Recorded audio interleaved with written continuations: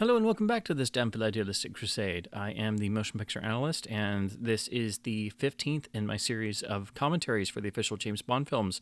Of course, we will be talking about 1987's The Living Daylights, the first of the two Timothy Dalton Bond films, which I like to refer to as the Dalton era to sort of differentiate them, but they do fit into the overall larger John Glenn era of the entire 1980s Bond films. And The Living Daylights is really a film that I feel gets overlooked, even in the context of the Bond films. Nowadays, the tendency is much more for people to focus more on License to Kill because it is the much darker film, and that the darker tone much fits what is much more commonplace in the cinematic storytelling thematics of today, as it were. So what was, really perhaps a bit too far in the world of 1989 is now seen as much more palatable in the world of 2021.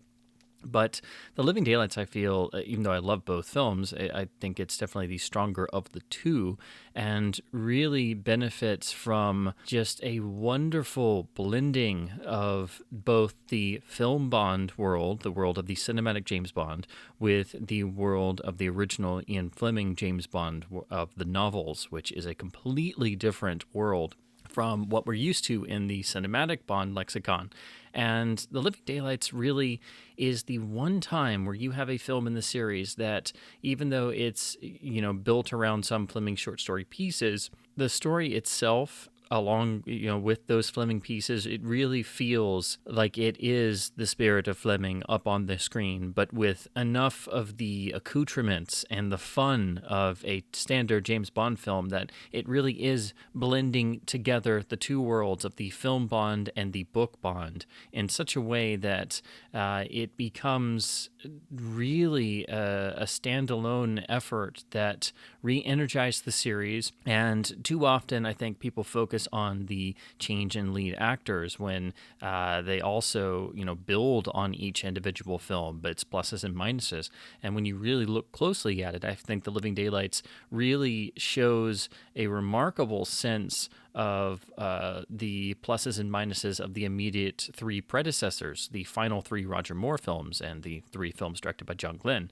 So examined more closely, I feel The Living Daylights really has elements of For Your Eyes Only, Octopussy, and A View to a Kill. And basically, if you can imagine all three of those films blended together, the Cold War storyline of For Your Eyes Only, the dual villains of both For Your Eyes Only and Octopussy, the Cold War storyline of Octopussy, and the darker tone of A View to a Kill, plus that film's greater focus on a single lead heroine, and Bond much more as a human man, a down-to-earth intelligence man, and it really becomes a crystallization of all of the great positives of the immediate three films that came before it.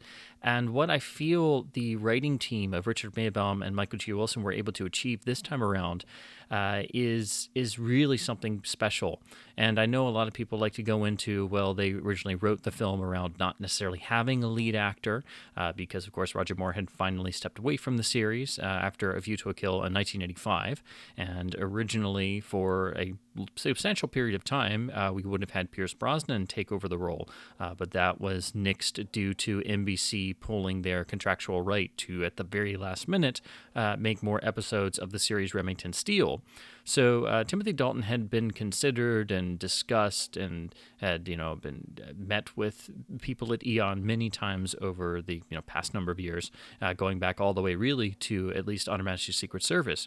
But what Dalton brings to the role and to the series, and what he often doesn't get enough credit for, which he does get great credit for it, but it's never enough, is not just a sense of trying to get back to the core spirit of the character, what Fleming put down on the page, bringing not just Bond back down to earth, but putting a real breathing human character on screen again, but also that he has this conviction and this integrity to the character as originally conceived. So even when he was originally considered before this point in time in the mid to late 1980s, he knew and admitted and literally told the producers that he was far too young, that Bond must be played by an older man, which is absolutely true, which makes it all the more interesting that the original concept for The Living Daylights was Maybelle and Wilson wanted to basically, once Roger left, go and do a prequel film,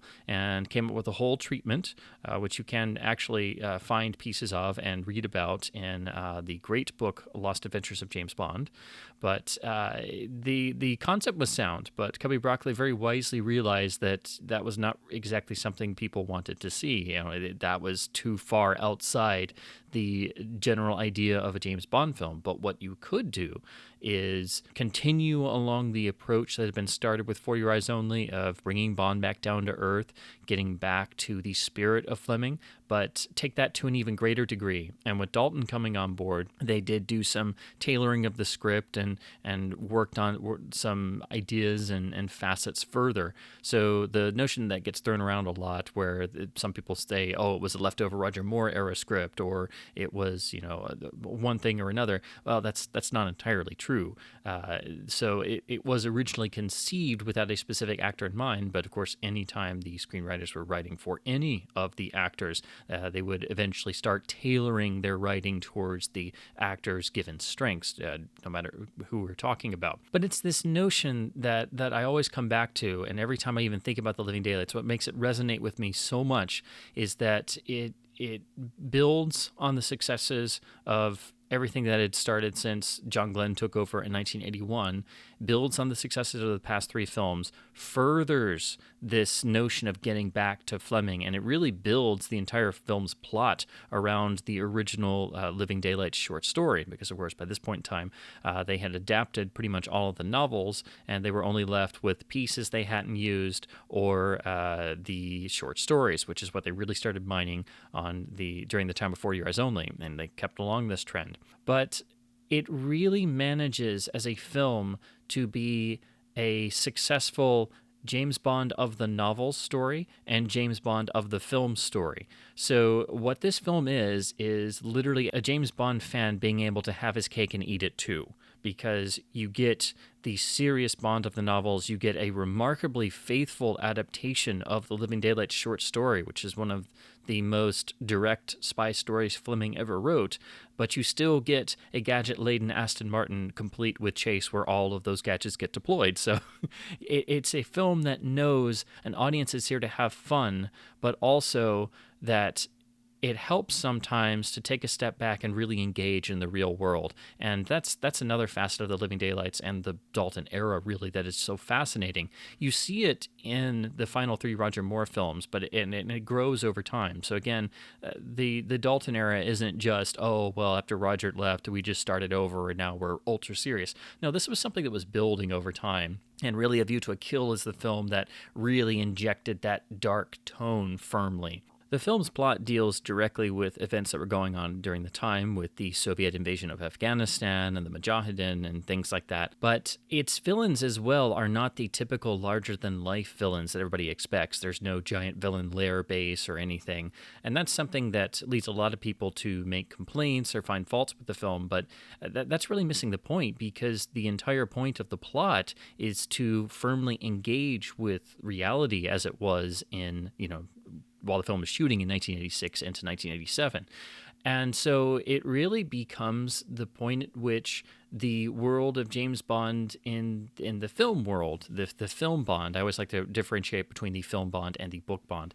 It's where the cinematic James Bond really comes crashing back down firmly into the real world. This is, again, something that I've been building over time, but it's really interesting to see how this is interwoven with the ongoing political climates of the 1980s and the still going Cold War, but also finding ways to have the traditional Bond elements, and all the while increasing the levels that are faithful to Fleming's original character. And it's really the film that I think a lot of people like to now say Dalton is the, dark horse fan favorite James Bond actor. But for the films, I think The Living Daylights is the most rewarding for the diehard James Bond fans. I don't know exactly how many non-diehards get as much out of it, particularly those who have never read the original novels, which is really, I think, the key to understanding what Dalton is after in his performance.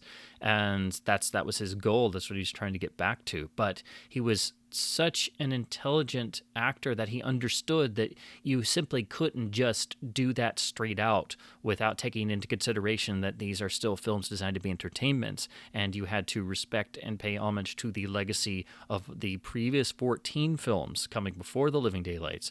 So he gives an astonishingly nuanced, deeply felt, deeply motivated performance with such a level of conviction that once again Bond firmly feels like a real mortal man, and he is able to encapsulate everything that Fleming put into the character on the page and give it his own spin, but also have all of the classic elements that the audience has come to know and expect and adore from a traditional James Bond film. So once again, The Living Daylights really manages to blend all of these factors into what I think is one of the most successful films in the series, a film I feel is unquestionably a masterpiece.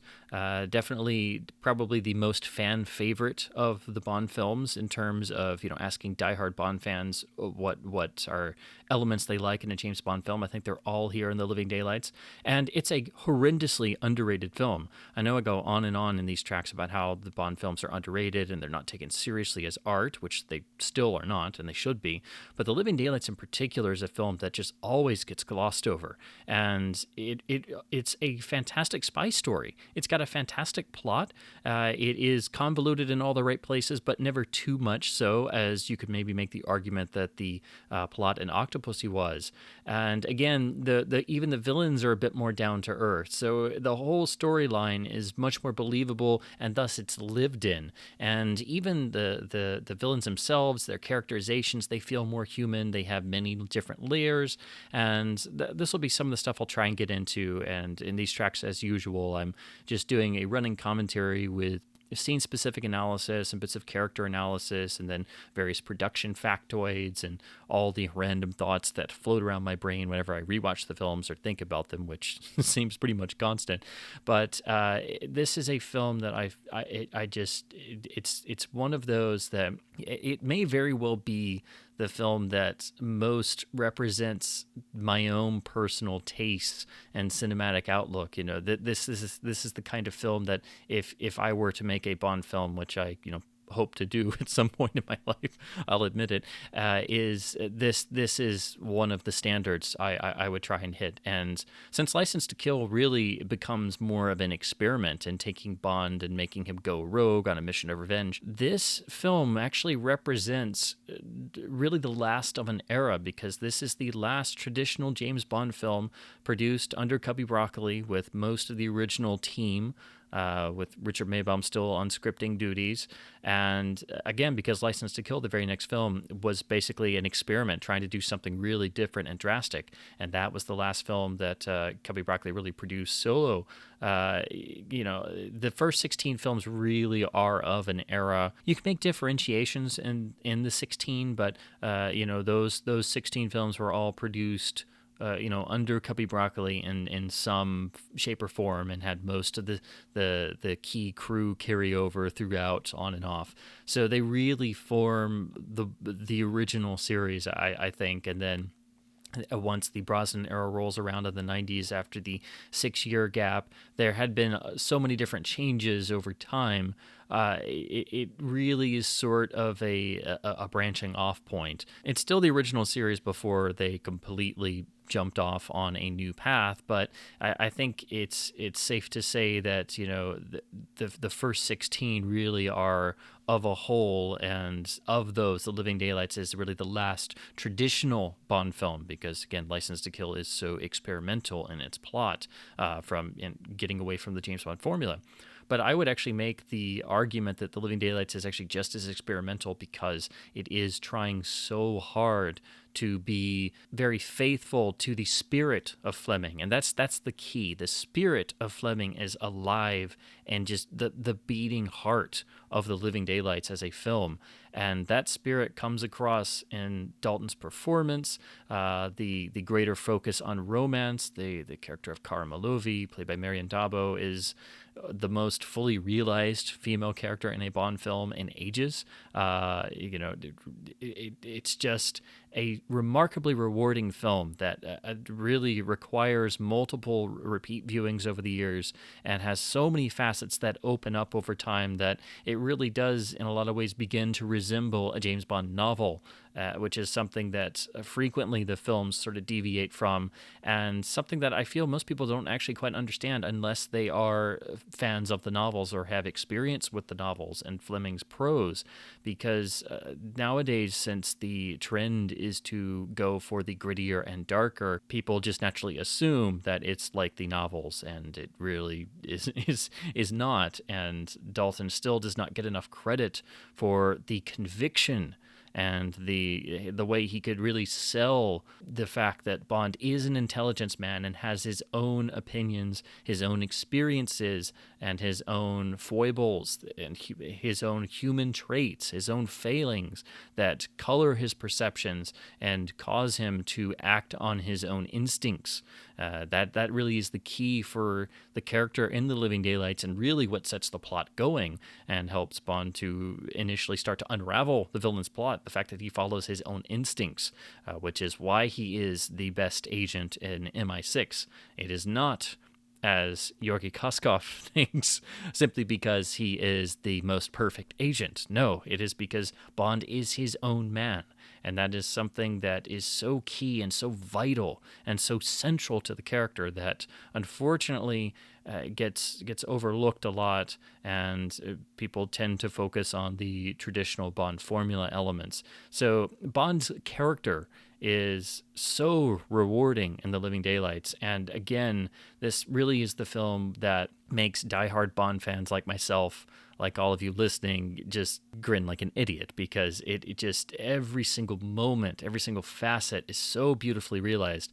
And it was unfortunate that between the distribution and the critical reception, it seemed there weren't many critics who were great Bond fans of the novels. The reception was pretty decent, but still to this day, you find people who think that Dalton is too serious and he doesn't get the humor, when the humor is exactly the way it is in the novels, in that it is inherent to the story and the sequence and the moments. But also, Dalton is intelligent enough as an actor to understand exactly the right way to play those. So if you know Bond's character, if you allow it to seep in as you're watching the film, if you can get on Bond's wavelength, the humor is perfect, and it is there in spades, and it never overwhelms anything. It is just that this is the point at which the films of the 80s, I think you could say, really finally found themselves and what they have been trying to do all along. And while I love the immediate three predecessors, and of course did commentary tracks on them, it's really, I think this is the point at which they were able to, in the writing and development process, really find all of the positives they had created previously and round them off and make them into a single cohesive storyline that is just incredibly rewarding. So for me, The Living Daylights really is the underrated film of the James Bond series. And that, for me, since I think Bond is horrendously undervalued, it really makes The Living Daylights, for me, the most underrated film ever made, in my opinion.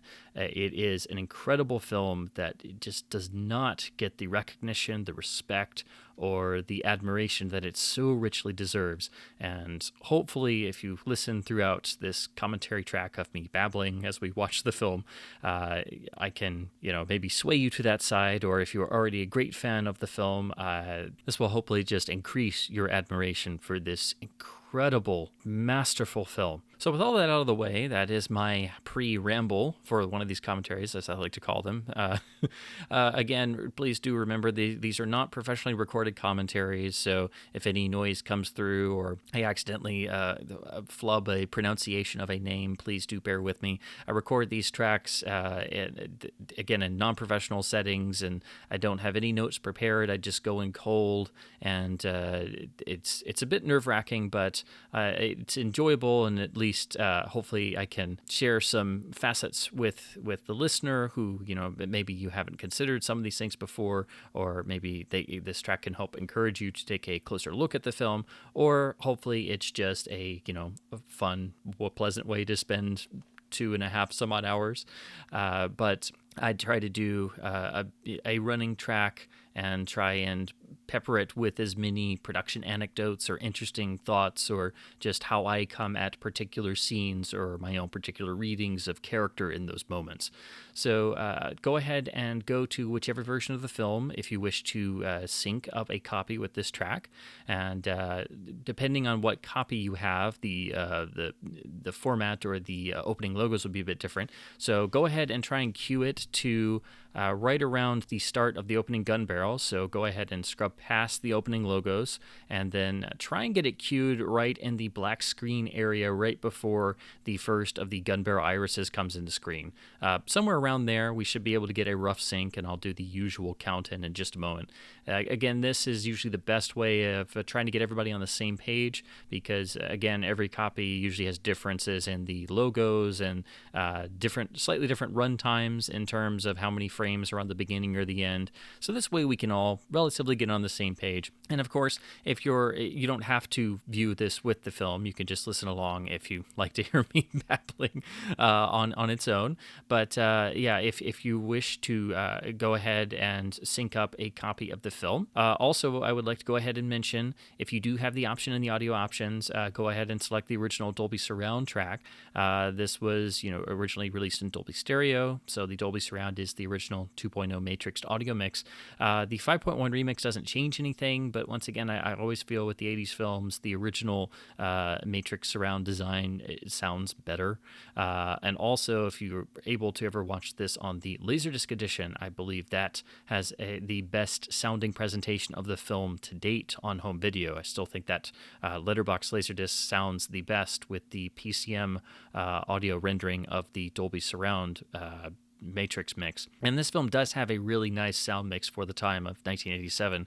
It did win some sound awards, not at the Oscars, but some actual critical awards for its sound. So it is a nice mix for the time period. Doesn't get the credit for it. But anyway, with that out of the way, I always go on some bit of tech specs at the beginning, because I studied the audio tracks and every aspect of these films far too much, most likely. But so with that out of the way, go ahead and go to whichever version of the film you wish to watch along with, and we'll do a brief count in so we can get on the same page and get started. So in 5, 4, 3, 2, 1... press play now. So we're here in the opening gun barrel, and John Barry returns for his final Bond score. Here we have Dalton's beautiful gun barrel turn. This is probably the most traditional of the gun barrels in terms of the pose, Barry's cue, and is one of the best overall, I would make the argument. Now we open onto the pre-title sequence in Gibraltar. Again, I have to talk about Barry's score throughout this track. He really goes out with a bang. This score really is the culmination of all his James Bond work. And of course, he has not just one title song theme to work from, but all 3 songs that are featured in the film he weaves into the score. So there are many times where I wish that Barry had won an Oscar for this score. He really deserved to win one for a Bond score, but this score in particular is just a incredible masterwork of Barry at his absolute height as a composer. We have Robert Brown's M returning, and there's much more of the political side of MI6 in the Dalton films, and the relationship between Bond and M here is much harder edged, which is very, very rewarding. again, Barry's cue is so almost ominous, and we are having a reprise of introducing Bond without seeing his face for some time. So we're seeing actions, which harkens right back to the pre-title sequence of On Her Majesty's Secret Service. This was something John Glenn was very keen on doing to build up Dalton's arrival on screen as Bond. You do have to have some sort of build-up, and every time there is a new actor, they do wind up doing some version of this. Really, Roger Moore's entrance was the one time they didn't, where they just immediately show Bond in bed after the pre-titles in Live and Let Die. And of course, since all the agents are masked and helmeted, I should say, at first we don't know which one is 007. This is one of the few times we see other 00 agents, the unfortunate other 00 agents of 002 and 004, who has a much sorrier fate than just screwing up the training mission. Once again, it is delaying the reveal of Bond, and Barry's score is just ominous off the charts as we see the unknown interloper interfering, who will very shortly remove 004 from existence and drop the first notification of Smert-Spionum. The beautiful reveal here of "you're dead," and then pulling out the real gun, silenced, and then going from the red paint to the actual, obviously the red blood of the guard being shot. I always love that the assassin waits for the card to go all the way down, and then we're given this extended moment where 004 screams and literally pleads with that one no, and then we see him fall, and it's extended, so we really feel it, and that gives us our introduction to Bond. And that is the first time Barry brings in the actual James Bond theme notes, which he does frequently throughout the score. And you see, even right here, Dalton is out of breath. It's the first time we've seen Bond out of breath in a while. And he looks like it examines the cord, sees it's been cut, so he knows that 004 has been killed for some reason. And here we have one of the patented John Glenn jump scares with the monkey there. That's something John Glenn loved to do, which is annoying, but it does immediately jump into Bond hearing the shot of the assassin killing the guard and stealing the Land Rover. And now Barry's action cue, his primary action cue for Bond, kicks in for the first time as Bond starts running. And I always love this bit here where Dalton literally knocks the guard out of the way and has this animalistic grunt of sorts as he knocks him out of the way. And then he dives onto the Land Rover, and as you can see very clearly, that is Timothy Dalton hanging on the top of the Land Rover, which was something that made the producers, very leery. But, Dalton was literally telling everyone, let me do everything that I can do. I want to make this as real and as vital as possible. So obviously there are some, shots mixed in of extra footage necessary of process footage. But for the most part, that, as you can see, the wind literally blowing back Dalton's hair. He is literally hanging on the top of this Land Rover, going on these really treacherous roads down the Rock of Gibraltar.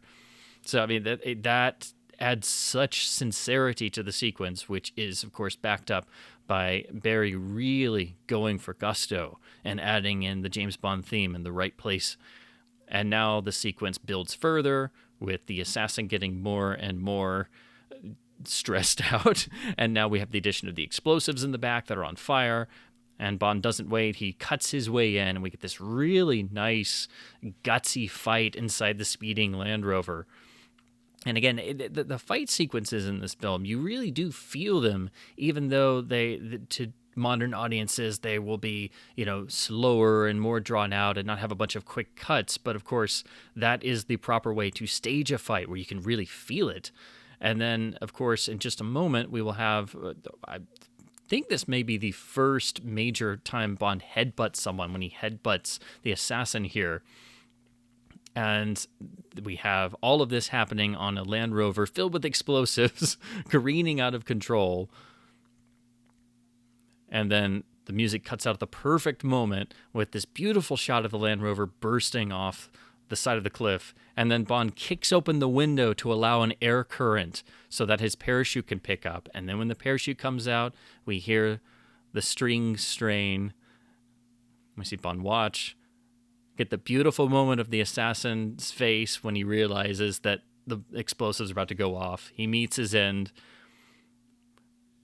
And then I love the fact that Bond's parachute has been ripped open and is smoking as he's going down because it's been hit by the flaming shards of the Land Rover. And of course, there's a beautiful woman who is bored that there's no real man. And I adore the fact that Dalton just flips down, upside down, and in a perfect lived-in fashion does the traditional Bond early film with the initial woman, with the call to the office, but he just shrugs it off so casually that it just feels so lived in. So once again, it's a key moment of being able to do the traditional Bond film elements, but make them real and make them lived in. And then we are bang into Maurice Bander's opening titles for The Living Daylights with the phenomenal song by a-ha. Of course, the idea was to capitalize on another hit band at the time, as they had done with Duran Duran on A View to a Kill. John Barry did not really get along well with a-ha in the way that he had with Duran Duran on the previous film. But in spite of that, I really think this is actually an even better song than the predecessor, and it may be because of that sort of creative dissonance between Barry and a-ha. Of course, the film uses the John Barry mixed version. The band later did their own mix, which was released on some of their albums and singles, but it's just an incredible song that really thematically and lyrically fits the darker, more realistic tone of the story and the plot and what Dalton and the entire cast is doing with the characterizations. And what's also interesting is that Binder's title sequence is, at first it seems a bit more simplistic, but it's using traditional elements and really selling the idea of the classic. And that's something that The Living Daylights also doesn't often get highlighted on, is that it is the silver anniversary film of the series, because of course at this time the Bond films were 25 years old. So this was Bond 15, the 25th anniversary film. So I think it's right to sort of look at it in the notion of it's a classical Bond film, and so that it is the most representative of the Fleming spirit, I think, is perfect for it being the silver anniversary Bond.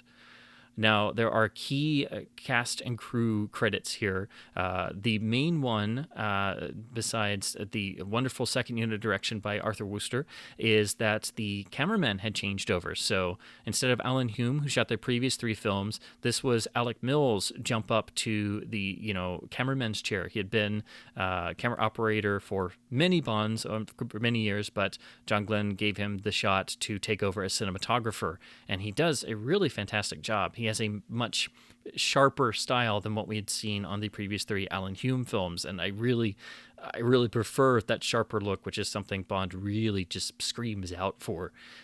So there is some new energy. Peter Lamont returns once again as production designer, and as always does such an incredible job at making every location fully realized, while using more real world locations, but also having to do a lot of cheating, as every film does, to do other locales when you're shooting in other countries.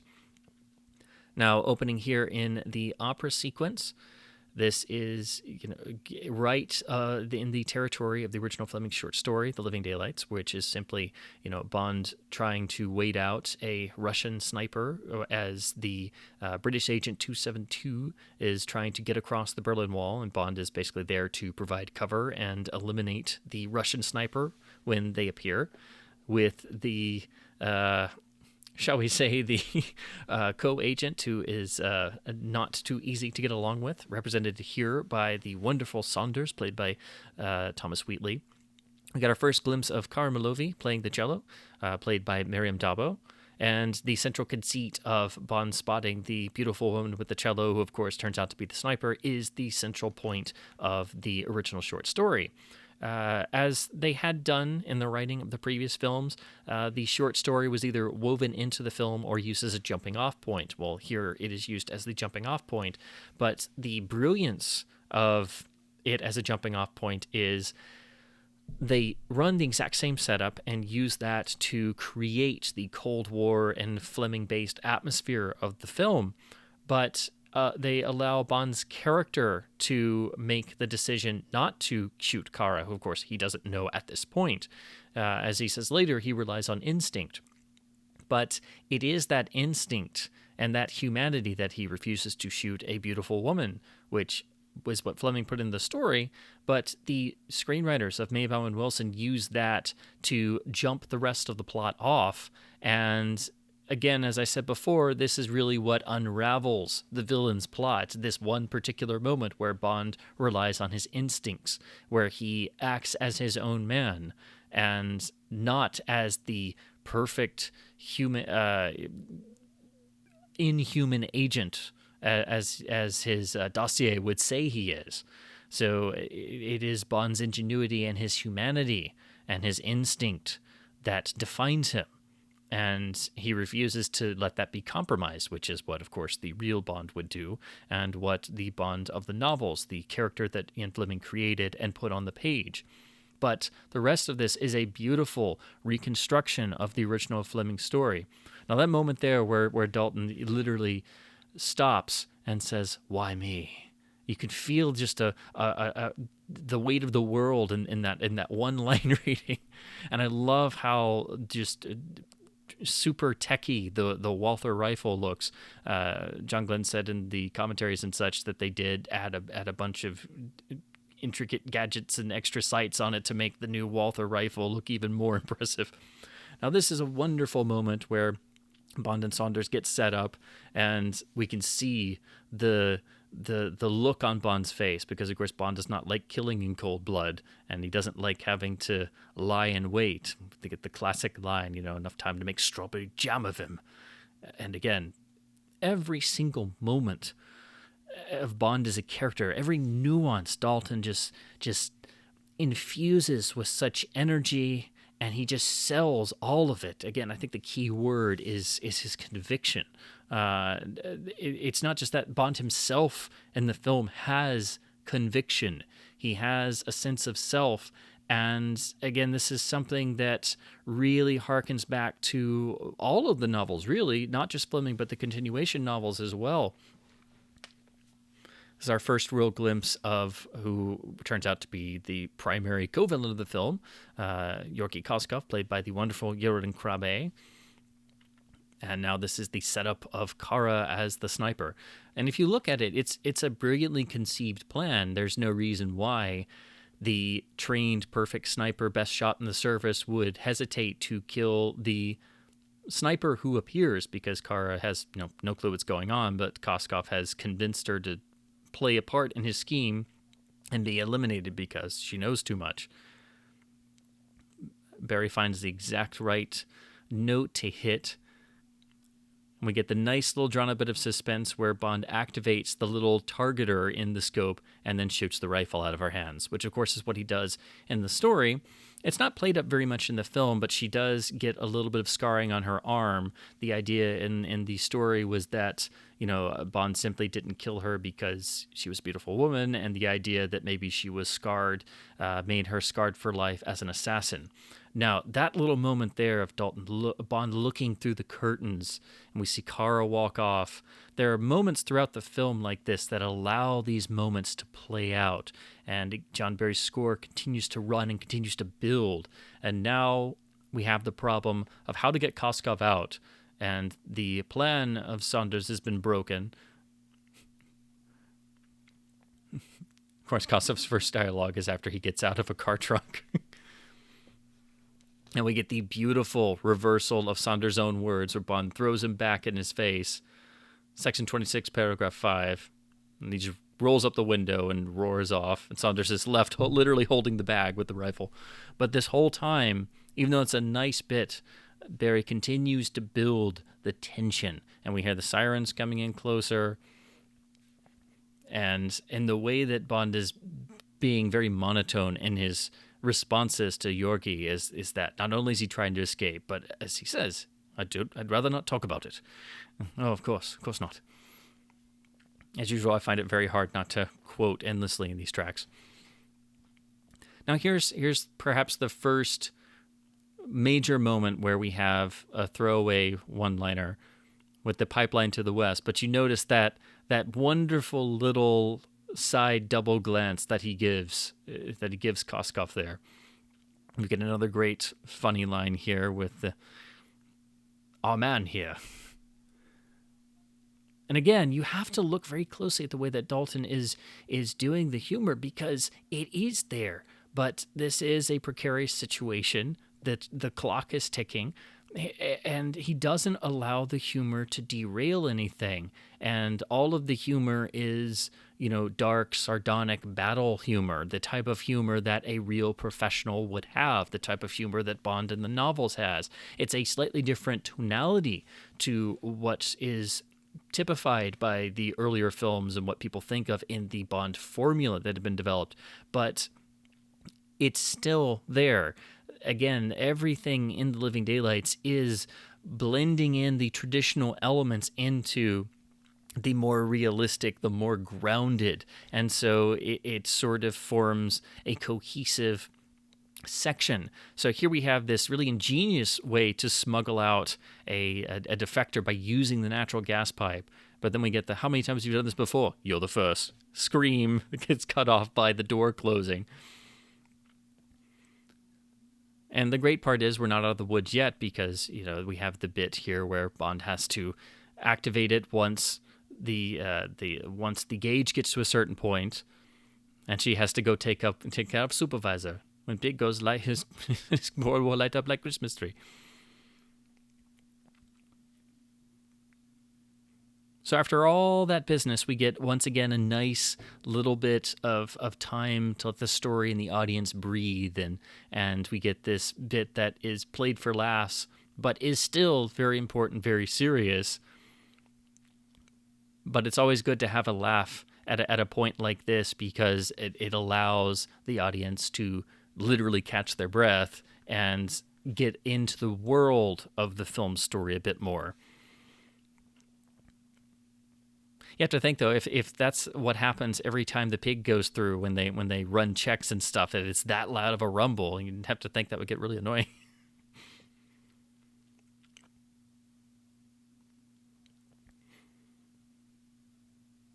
One of the few times a actual subtitle is in a Bond film for foreign dialogue there. I love that Saunders is just here, pacing a hole in his shoes, waiting around. We get the wonderful bit here of the pig going through and everybody taking a double glance. Of course, having no idea the significance of that.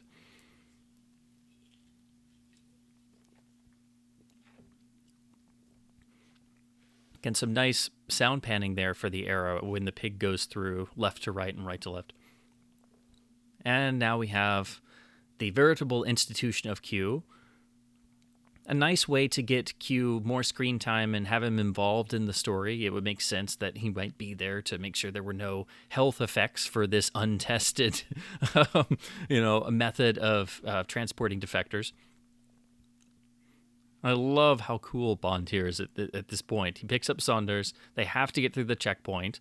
Somehow Saunders has gotten rid of or explained away the sniper rifle that he had earlier, the gas mask. The night vision goggles.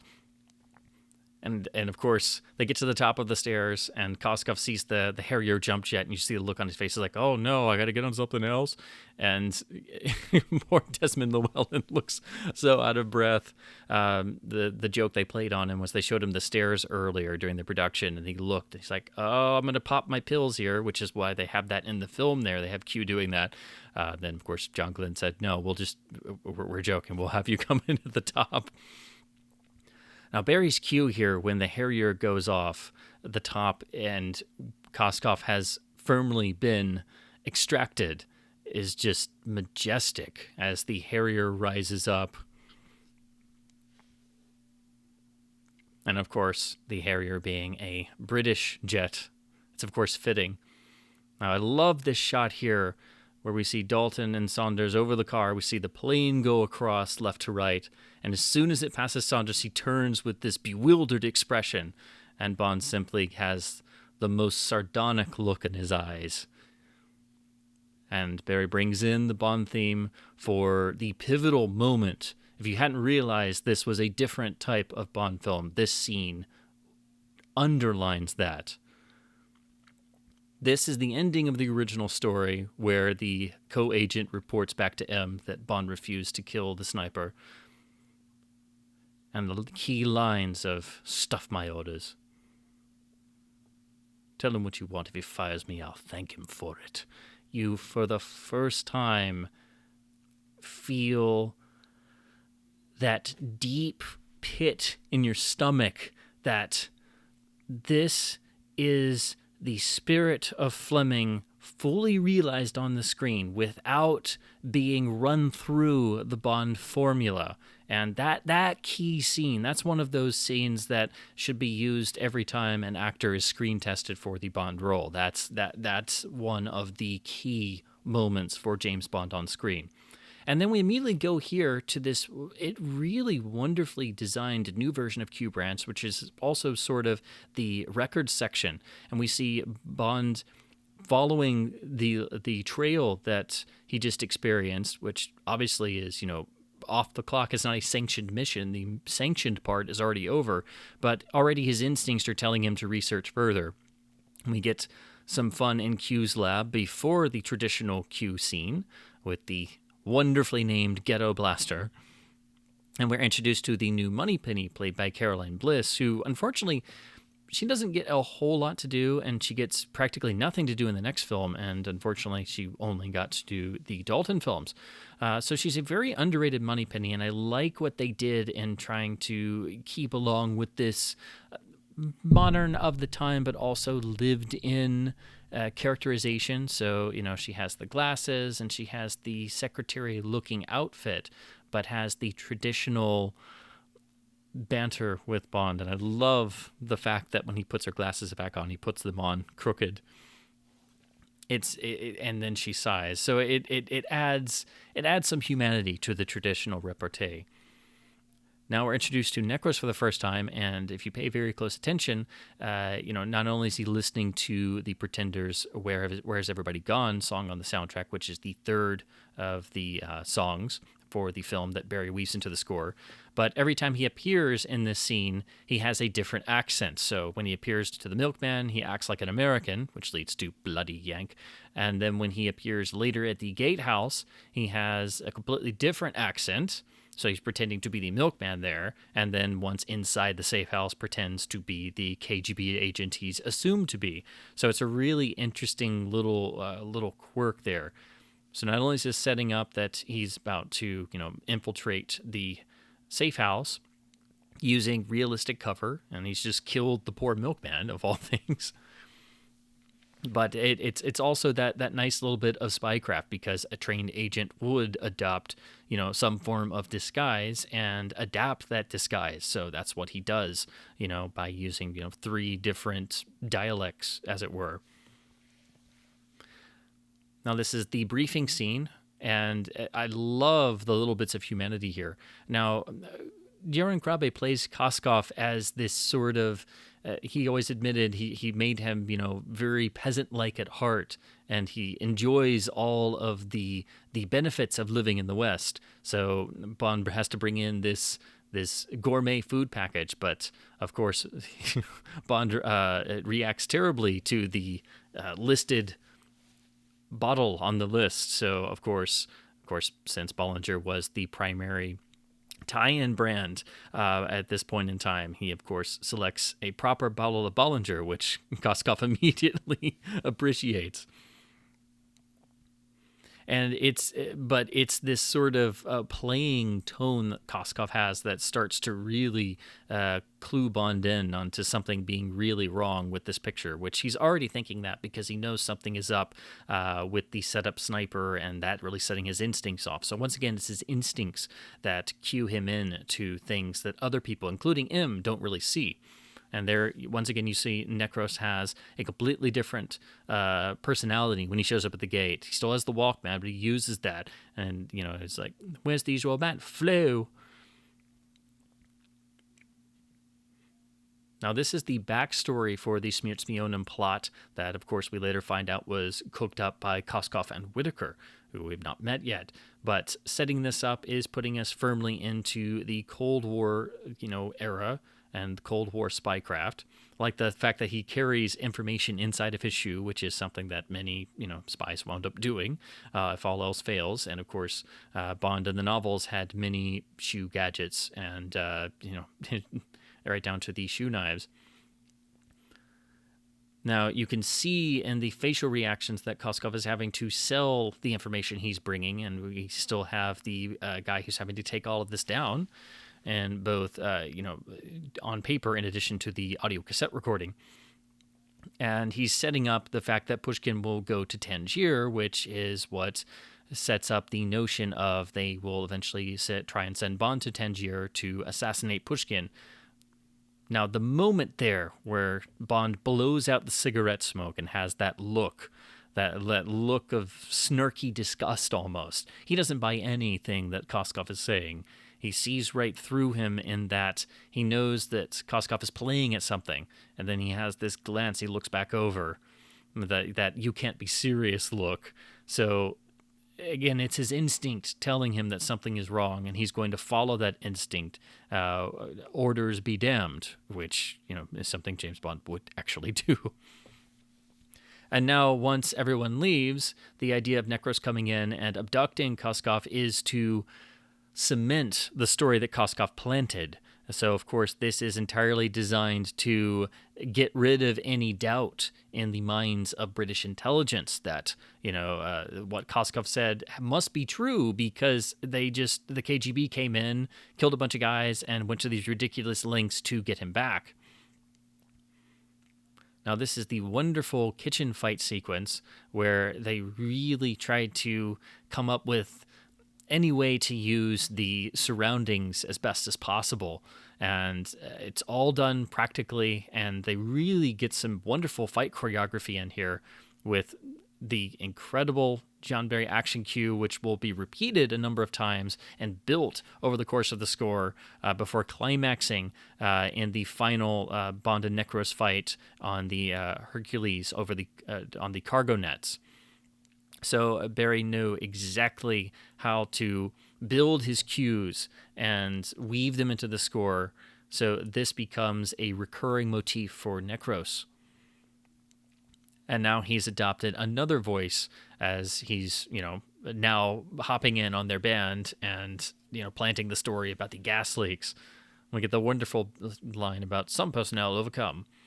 Also have to mention the parrot we glimpsed earlier, and we will glimpse at the end of this sequence, is the same parrot from For Your Eyes Only. The wonderful bit of the exploding milk bottles is it's perfectly believable enough, but it's got that slight tinge of humor and also that slight tinge of just the right amount of being larger than life to make it entertaining, but also very dangerous. This is how Nekros will contend with all the forces at the safe house. And then a bit I've always loved, if you look very closely, Nekros grabs the tape and the paper, throws the paper in the fire and takes the tape. So that way there's no recording of the meeting and what Koskov said. So that is what, of course, the KGB agent would have done had he actually had been a KGB agent. So once again, Barry is building the tension, but this sequence has a nice unraveling mystery quality to it because, of course, we don't know who Nekros is. We do think he's a KGB agent, and we see at first, he may just be there to kill Koskov, but now we realize that the plan has been all along to abduct him, and they have the Red Cross marked helicopter come in, and he has the stethoscope, and so they've had this cover planned all along. The way they will extract Koskov is to create some sort of scene like this and, have the false medical helicopter to take him out on a stretcher.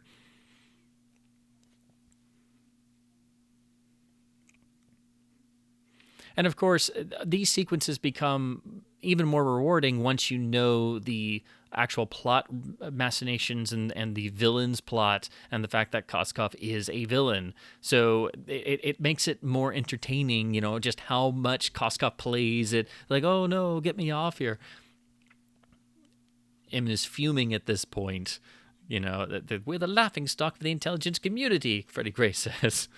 And again, this is all part of the plot, the brilliantly constructed plot of Whitaker and Koskov's to sell British intelligence on the fact that, what he has said is true. And, now you have to kill Pushkin because he's so far off base. He just had men infiltrate and blow up the safe house. Now, originally, the character was supposed to be General Gogol, played by Walter Gotell, instead of Pushkin, who was created for the film.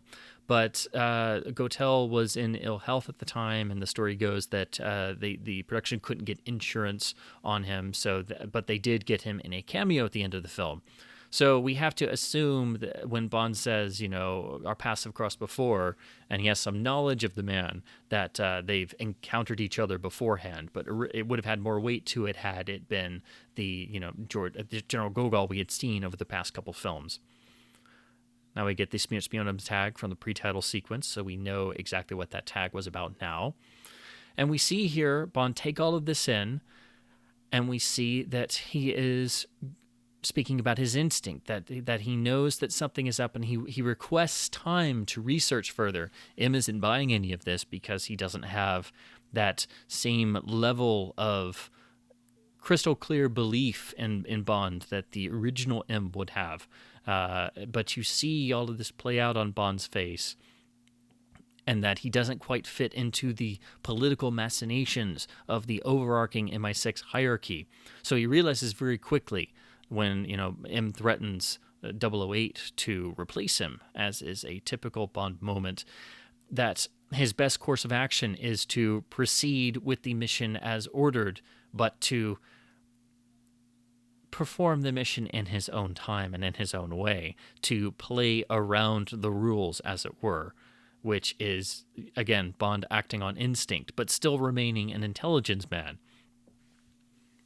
Now, I have to say, the interactions between Bond and Q in the Dalton films, the chemistry on screen that Dalton has with Desmond Llewellyn is just remarkable. And I really do think they have the most genuine chemistry between any Bond and Q.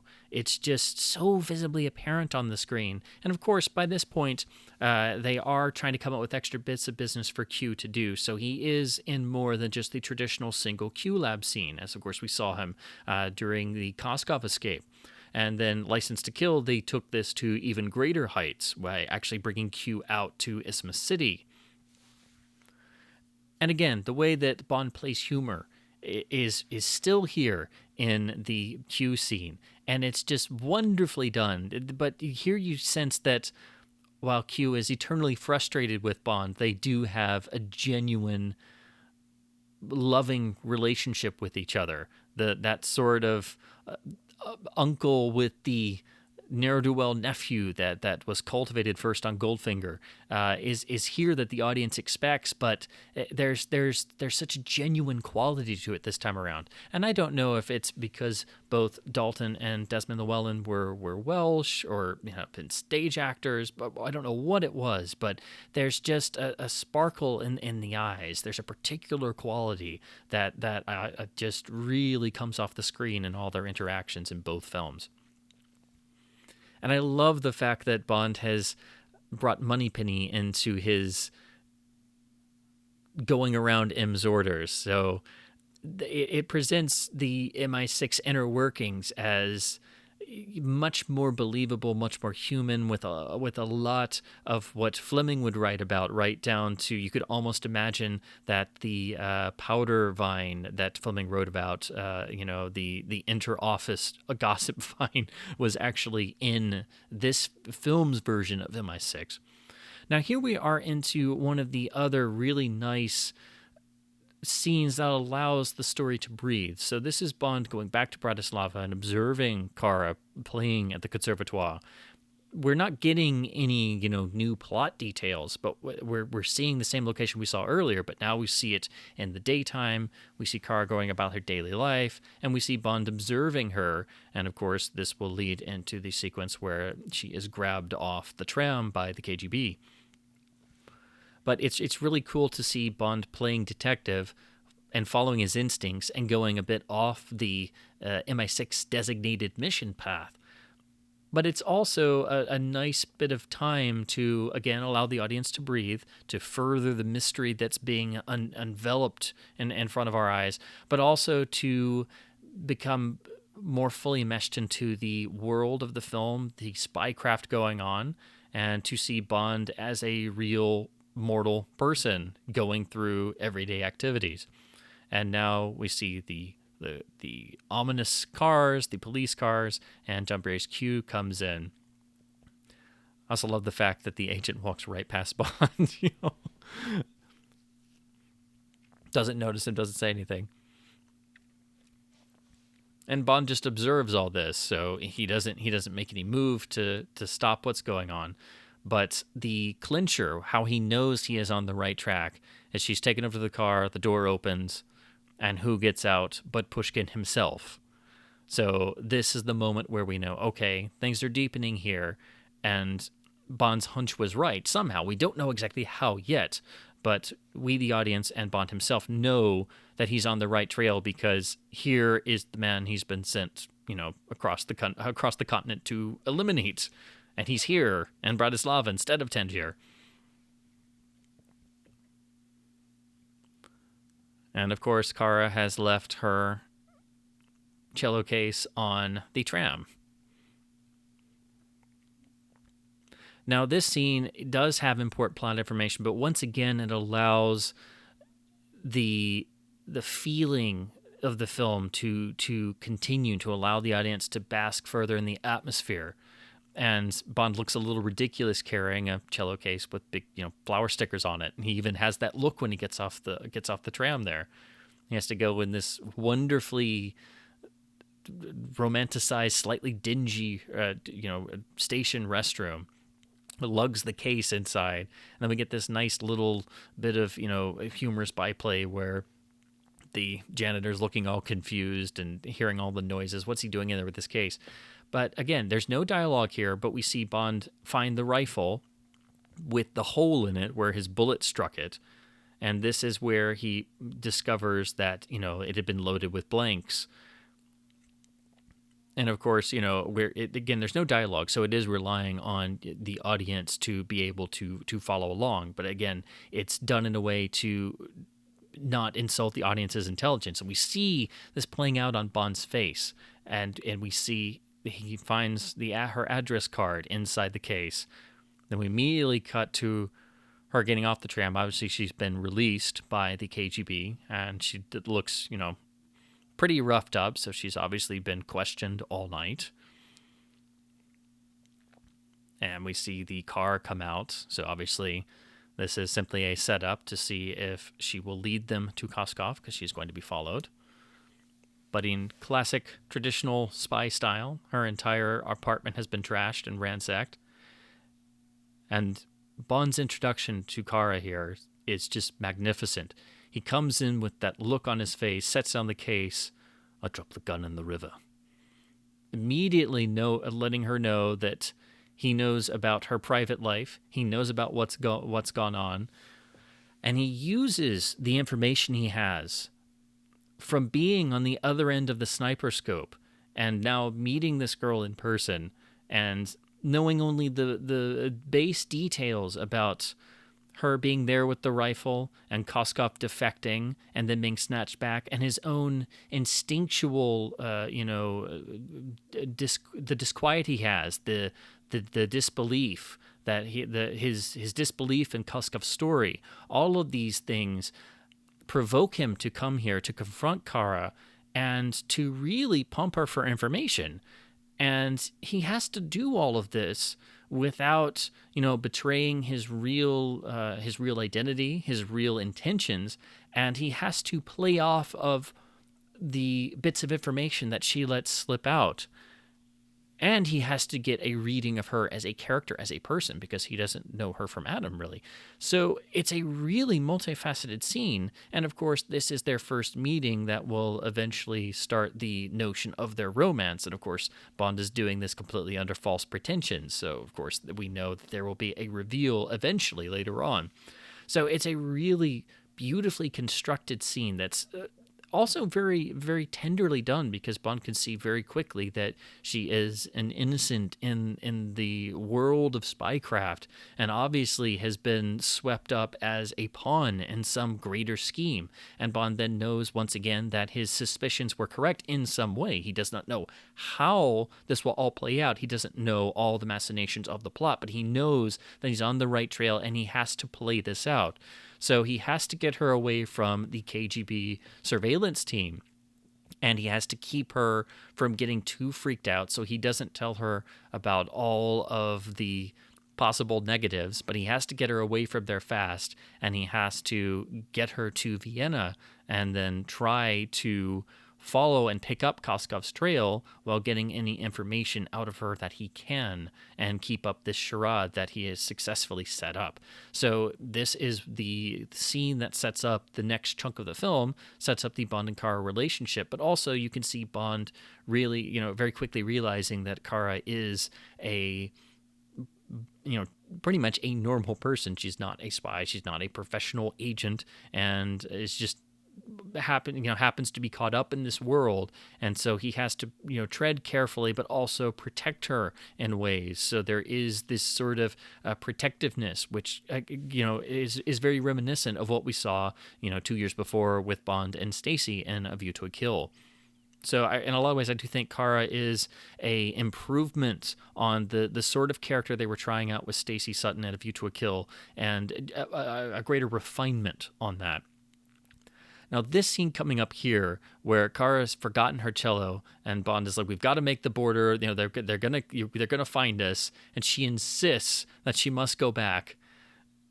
And he gets that hard look on his face. He says, "No way," and we immediately cut to this where he's waiting in the car, and he's obviously gone back, and we hear the first solo strains of the "If There Was a Man" theme, which will be the other Pretender song, the end credits theme, and the primary theme for the romance of the film.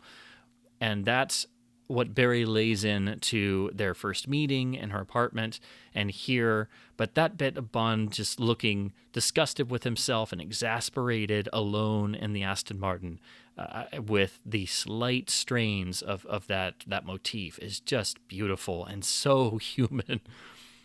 And of course, because he did that, that leads to them being found. They don't make the border. We get the chase, and eventually the beautiful Aston Martin V8 Vantage gets destroyed. Now, this is the wonderful bit. Of course, Bond is listening to jazz because Fleming always, put in the novels that he was a jazz fan. So it's befitting that he would be listening to jazz. The first of the gadgets in the gadget-laden Aston Martin is being able to pick up the police band. And Kara translates, looking for a foreign car, a man and a woman, and a cello. So it's Bond being able to not just poke fun at Kara, but poke fun at his own failings, his own humanity, causing him greater headaches because now he has to make a real dash for the border. So this is the point at which the film allows the audience to have fun, because now we get the gadget-laden Aston Martin chase with several nods to the past. The laser coming out and cutting the car chassis in half is a nod to the Goldfinger tire slashers, of course. But there's a really nice serious tone throughout this, even though it is fun, and we get the wonderful byplay where Kara's, totally freaking out at all this, and Bond just has the wonderful disarming lines.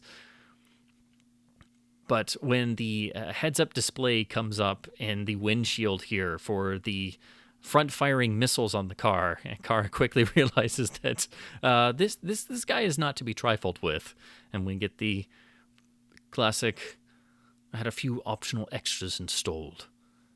And again, it's that dry quality, but also that lived-in edge and that darkness that really makes the lines stick out. So they are beautifully rendered, but they are not the traditional wink, wink, nudge, nudge. Okay, yeah, this is a laugh line. They are lived in, and that's what makes them so beautiful and so rewarding. So I really hate it when people say that the Dalton era didn't have the right humor, because it is there. And even there again, amazing, this modern safety glass. But what's great is that the car chase isn't immediately successful. They get forced off onto the side road. They have to check the map and realize this only leads to the lake, and that takes us on to the frozen lake section of the chase, where Bond is now being chased by half the Russian army. So the events build, and the things that Bond has to overcome build further and further. And we get nice bits of added danger because the tire is going to get blown off of the Aston Martin. They barely escape from the little ice house here. And it's a wonderfully humorous visual of the ice house like floating on the ice itself, and then it's blown apart with a rifle grenade.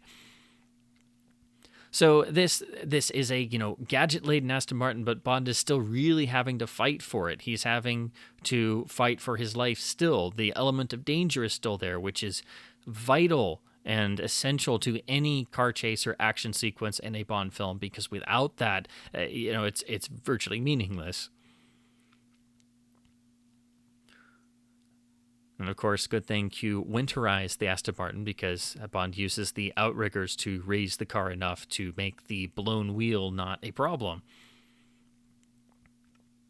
I love the fact that he doesn't even roll up the window at first as the car's coming up and the cop is firing away with a pistol.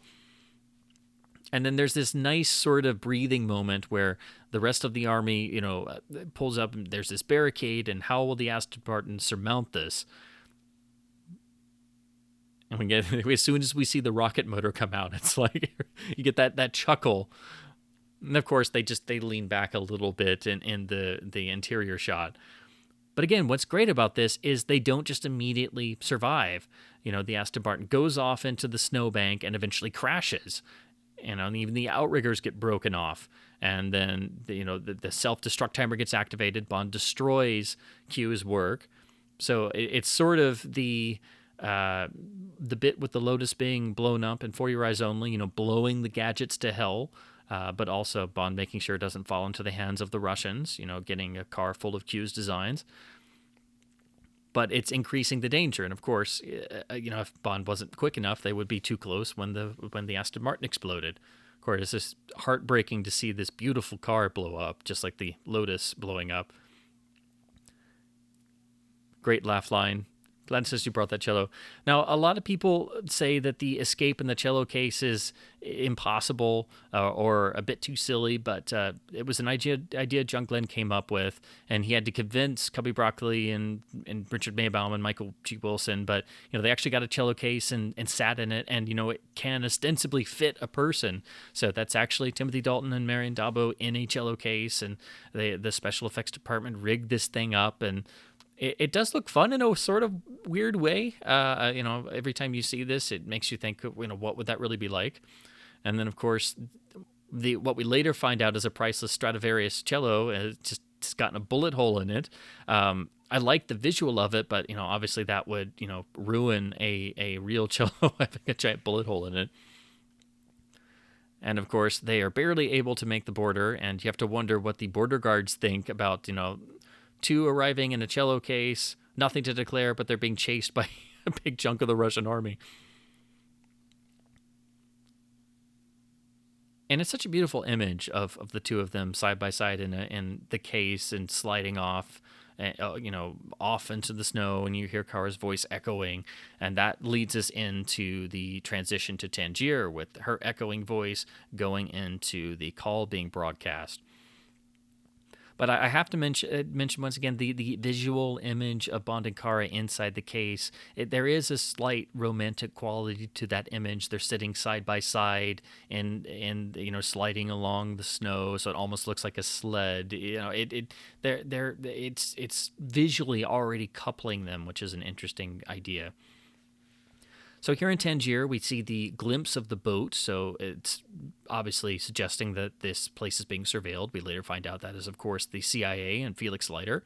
This is introducing us to the primary villain of Brad Whitaker, played by Joe Don Baker.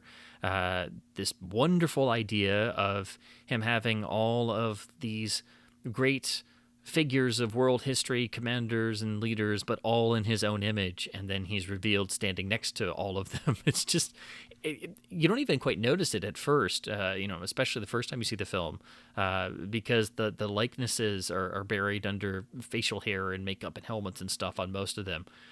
But it's an interesting touch that just shows the level of the man's ego.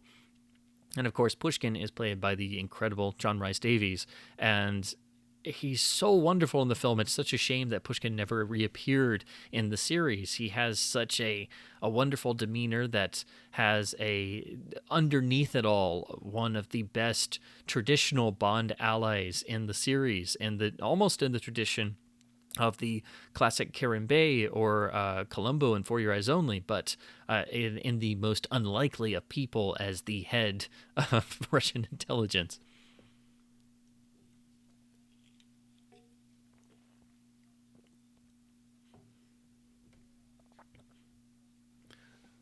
Now, a common complaint of the film is that the villains are not larger than life enough, or are too simplistic, or the plot isn't earth-shattering enough. But there's so much to talk about with Whitaker here. His whole hobby of replaying battles, but in his own way, suggests that he is a plotter extraordinaire, but also so egotistical enough that he thinks he could improve on history himself, which of course goes into the whole group of commanders outside in his own likeness, that again, his ego is such that he feels he is, supremely in charge of everything. But also, he has this whole demeanor that Pushkin just completely punctures, without even trying. And we're getting more of the plot here with the, Russians having an order for arms from Whitaker being the arms dealer, but Whitaker hasn't ordered anything, and Pushkin wants the money back. And also that he knows their go-to contact is Koskov, and they were up to something, and Koskov has now, quote-unquote, disappeared. So he's here to lay down the law, as it were, and by doing so, he punctures, Whitaker's great facade, and, he spare me honor. What military school did you graduate from? You you were expelled from West Point for cheating. Lies spread by my competitors.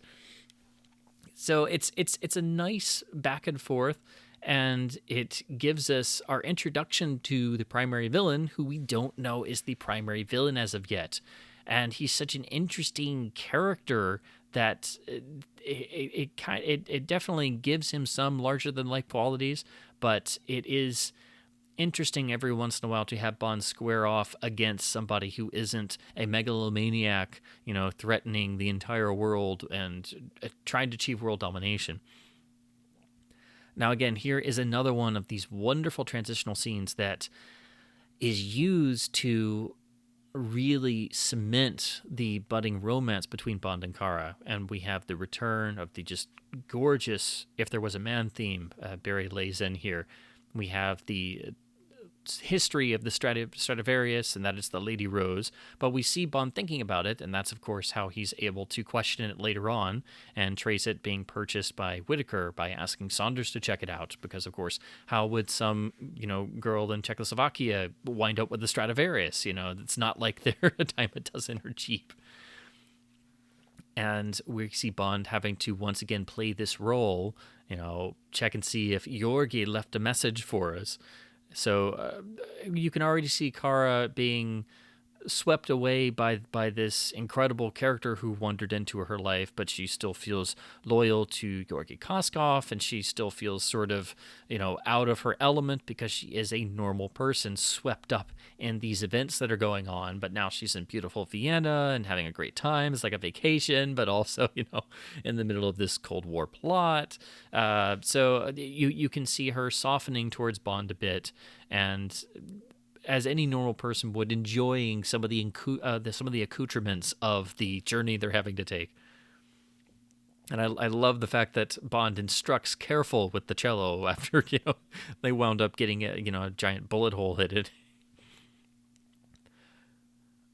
A nice bit here with the desk clerk recognizing Bond. They have some past history together, and, you will require a single bedroom? No, 2 bedrooms tonight, Hans.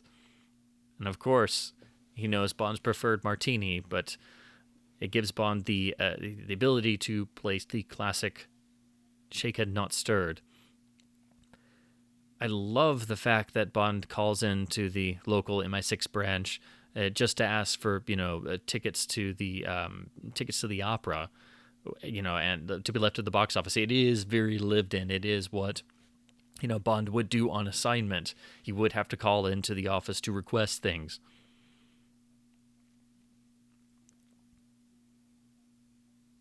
And then the bit here where he, gets, Kara the wonderful dress for the evening, but then when she asks, well, who will pay for it? Yogi, of course. And he has that look on his face because, of course, Bond is going to pay for it himself.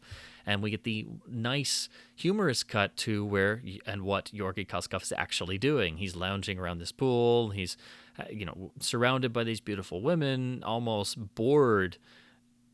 And so we know, obviously, okay, well, everything we saw before was a ruse. He doesn't care anything about Kara Malovi. And, we now know that Bond's instincts were absolutely right. And who gets out of the pool but Nekros himself? So, once again, we know for sure everything we saw before was a setup. And only now, when we see Whitaker, do we realize that they're literally at Whitaker's house in Tangier. So Pushkin was just there, and that obviously meant that, Koskov was hiding in the other room, out of earshot. So this is the sequence that shows Whitaker and Koskov are aligned, and they've cooked up this scheme together to convince British intelligence to eliminate General Pushkin for some reason. As of yet, we don't know why. Nekros has a little bit of dialogue here so that we know why he's doing all of this. He's doing this so that his freedom fighter friends and revolutionaries can get free arms from Whitaker. So he's basically doing this as a for-hire job, but he has some personal motivation. Otherwise, he doesn't really have, very much, if any, dialogue in the film. Now, the very calculated and cold way that Koskov insists that that Bond will kill Pushkin, but he might need some extra motivation because the British are naturally cautious. And he doesn't just simply say, oh, we need to kill another agent. No, he says he has that beautiful way of playing around with it. Perhaps if another agent were eliminated. It's another wonderful lived-in moment when Bond and Kara have that wonderful joke between themselves in the middle of this opera. They're obviously enjoying themselves. Now, if you look very closely there, the camera pans over and we see Saunders, but sitting 2 down from him, the fellow with the glasses really enjoying the opera is, of course, longtime series co-writer and executive producer Michael G. Wilson. That's his cameo for the film as the opera guest there. But of course, since we saw Saunders earlier, we now know that he is the British representative and that he and Bond will somehow have a clandestine meeting here at the break in the opera. Of course, Kara gets up and she applauds so vividly and harder than anybody else because, of course, she's having the time of her life, even though she was just chased out of the country by the Russian army. You can just see the concern on Saunders' face, and Bond cuts him off, the cello girl. And you see how Bond is laying out his case that he's building. He's giving Saunders the gist of it, and we see Saunders' confusion that he's having to piece this together, and he literally tells Bond, these are serious accusations, Bond, what are you up to? And Bond has to come clean with him in order to convince him that he's on the trail of something, and he's got to get Koskov back. And there are great stakes at play here, but only Bond can follow this trail and manipulate Kara into giving him enough information to find Koskov and find out who or what is behind this entire plot. But again, you can see all of this playing out over Saunders' face. And I love the fact that Bond has already gotten pictures for a passport for her to be made by taking them at a photo booth. But Bond's conviction and his evidence has convinced Saunders enough to, I've got nothing to lose but my pension, which is just a wonderful, sardonic line. And he sets up the meeting at the Prada Cafe, which will allow us to go to the iconic Vienna Ferris wheel. But it does allow us another wonderful scene here in the fun fair, where Bond and Kara are on a roller coaster and just going around enjoying a night at the carnival, but of course in fancy evening wear, which is of course how Bond would go to a carnival. So it's it's a bit strange saying Bond doing something so simple, but of course he's still Bond. So here at the shooting gallery, he has a perfect shot, and we see the poor fellow say, "No more, no more." Just a very, very brief, blink and you miss it joke. But of course, Bond would be a carnival shooting range guy's worst nightmare. Another semi-John Glenn jump scare there, but that allows Kara to fall into Bond's arms, and they're close there for a moment, but then she breaks it off, and they have that sort of inner connection there. It's really magnified, and that builds to them getting on the Ferris wheel, where they will, embrace the first time. Saunders comes up for his meeting, sees Bond and Kara on the car. He sees Bond turn off the lights and just gets that exasperated look on his face. But Bond sees him standing there and sees the Balloon Man, who of course is Nekros, as we were revealed here. So, of course, Bond doesn't know who that is at this point in time, but he sees the Balloon Man follow Saunders walking off. So later on, when the balloon with smeared spionum appears, Bond is able to put two and two together very quickly and very obviously that the Balloon Man he saw earlier walking off after Saunders was, of course, the man who killed him. And now seeing the door for the first time, the automatic door with the machinery, sets that idea in the audience's head. So later on, when we see the little bit of machinery Nekros placed in there, that will be the method of which Saunders is eliminated, as Koskov put it.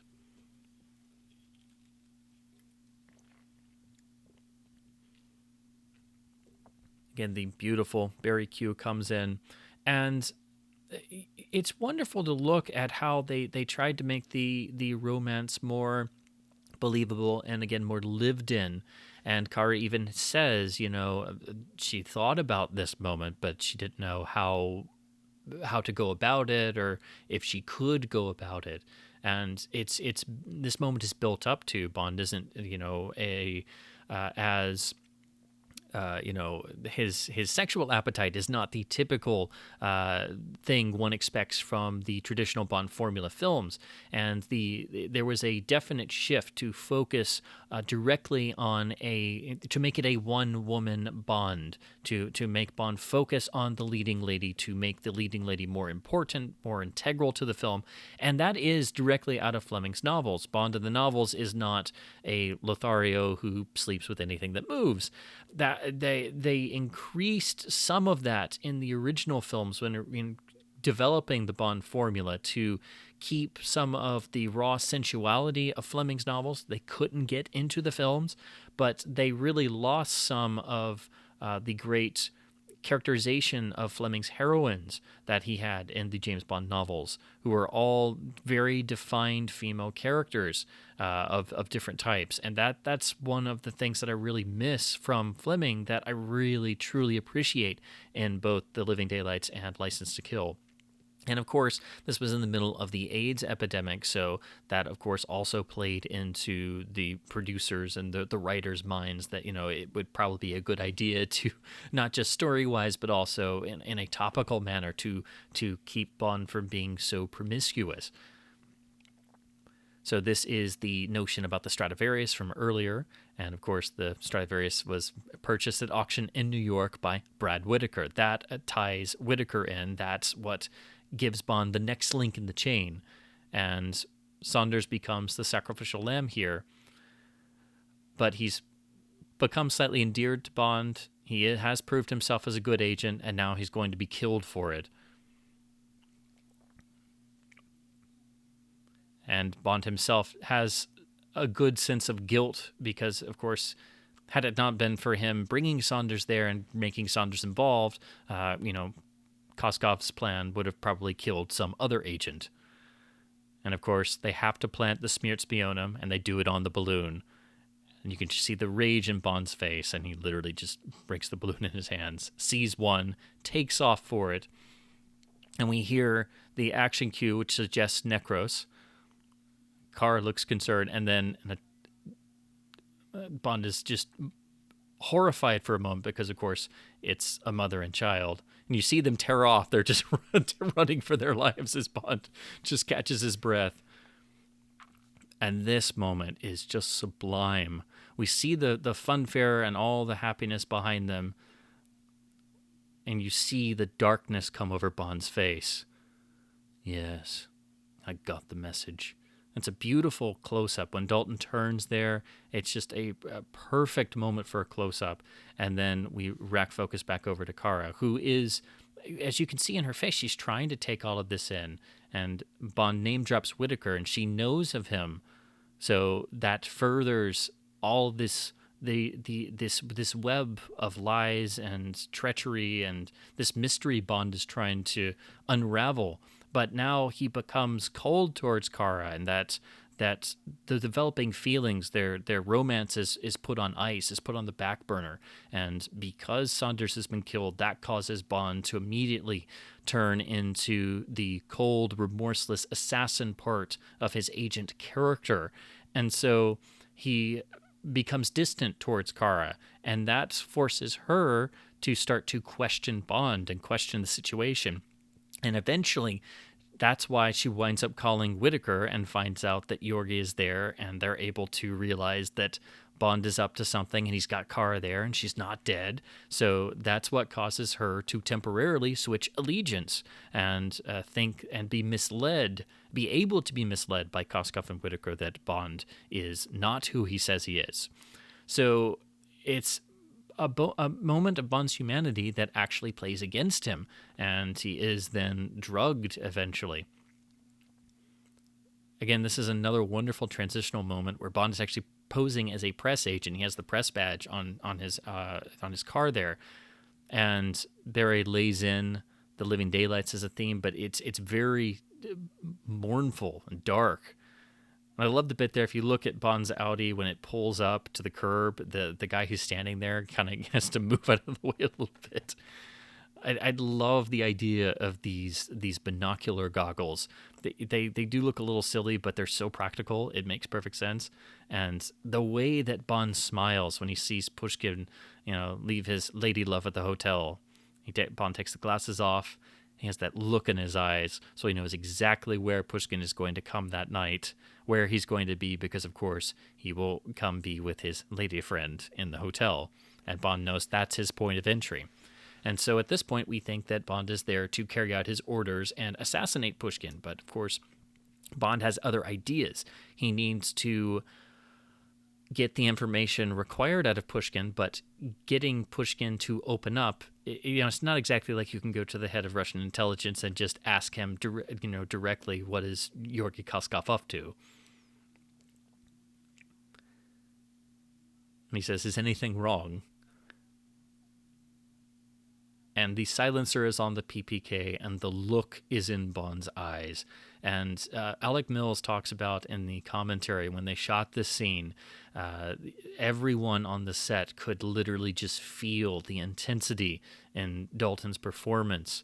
That, if Pushkin said the wrong thing, if Pushkin didn't have the answer that Bond thought he had, that General Pushkin was a dead man, that James Bond is an assassin and at times has to act as such. And some of the framing here, particularly this shot with Bond and silenced PPK over Pushkin on the bed with his arms stretched out, and the intensity in Dalton's eyes and his stillness, it's as if, literally Pushkin has seconds left to live. And we get a nice bit of history here with Smyrtspionum dating back to the Beria time, and it being some ancient operation in Russian history that somehow, Whitaker Whitaker and Koskov dug up and used in their scheme to sort of code it enough to make it believable to convince British intelligence. And again, it's not easy to get this information out of Pushkin, so he doesn't realize that Bond is simply trying to play out his orders but get information because they're on the same side. So Pushkin overreacts, calls in his minders. Of course, it's the same guy from earlier. And Bond, in a flash, reacts and comes up with a distraction by having the girl standing there nude to give just that brief window of time so that he can knock out the poor fellow who gets who definitely gets more than he anticipated. And again, the intensity just builds, but Bond and Pushkin are able to get on the same plane, and that's something that's, is something that should never have happened. Something that would be unbelievable, but only Bond would go to these lengths simply to talk to Pushkin himself face to face to get on the same plane of thought. And that's revealed when Bond says, "If I trusted Koskov, we wouldn't be talking." And we get Jarvis Davies gets the great line, "Then I must die." And the gun's right there in front of his face. And we get this wonderful edit because we cut to the meeting and then it's immediately got the banging of the gavel, almost like gunfire. So it's a really nice, it's a nice transitional edit, but it's really well played because Bond brings the PPK up into frame. Pushkin says, "Then I must die," banging at the gavel. And now we realize Pushkin's at the meeting he was supposed to be at. And we see the knocked out guard. We see Nekros there to assassinate Pushkin. He holds the gun out, and then we hear a gunshot go off, but from elsewhere.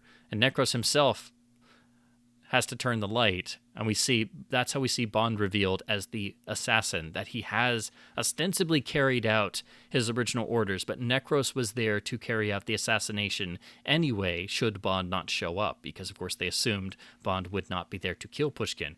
So this is a wonderful bit of, again, a real spycraft, of playing a double game.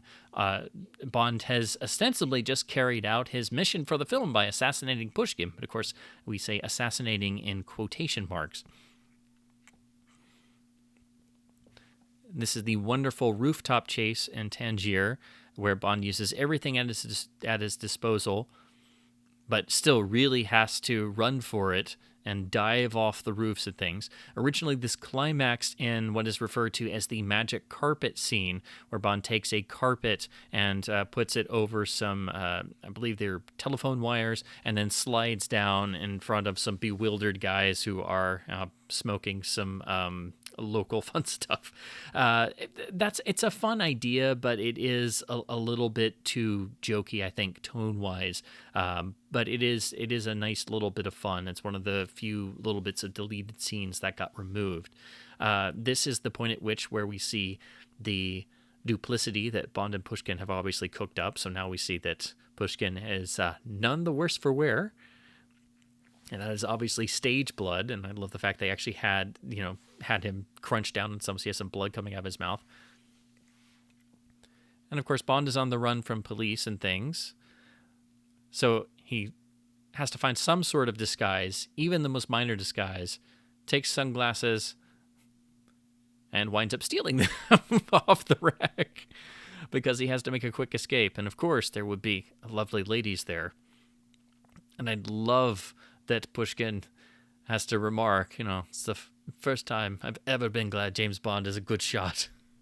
And of course, Bond has laid a perfect 3-bullet pattern over his chest.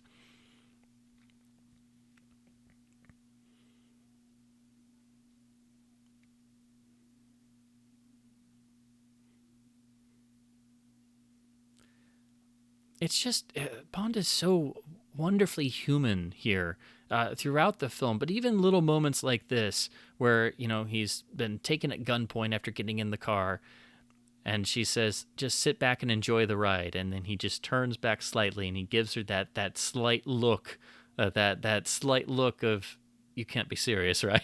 you know. So even when he's being let off at gunpoint, and even though this is revealed very quickly to be, Felix Leiter's yacht and the CIA office, as it were, he's still playing along and looking for some sort of escape. Now, this is a wonderful idea to get Felix Leiter in here.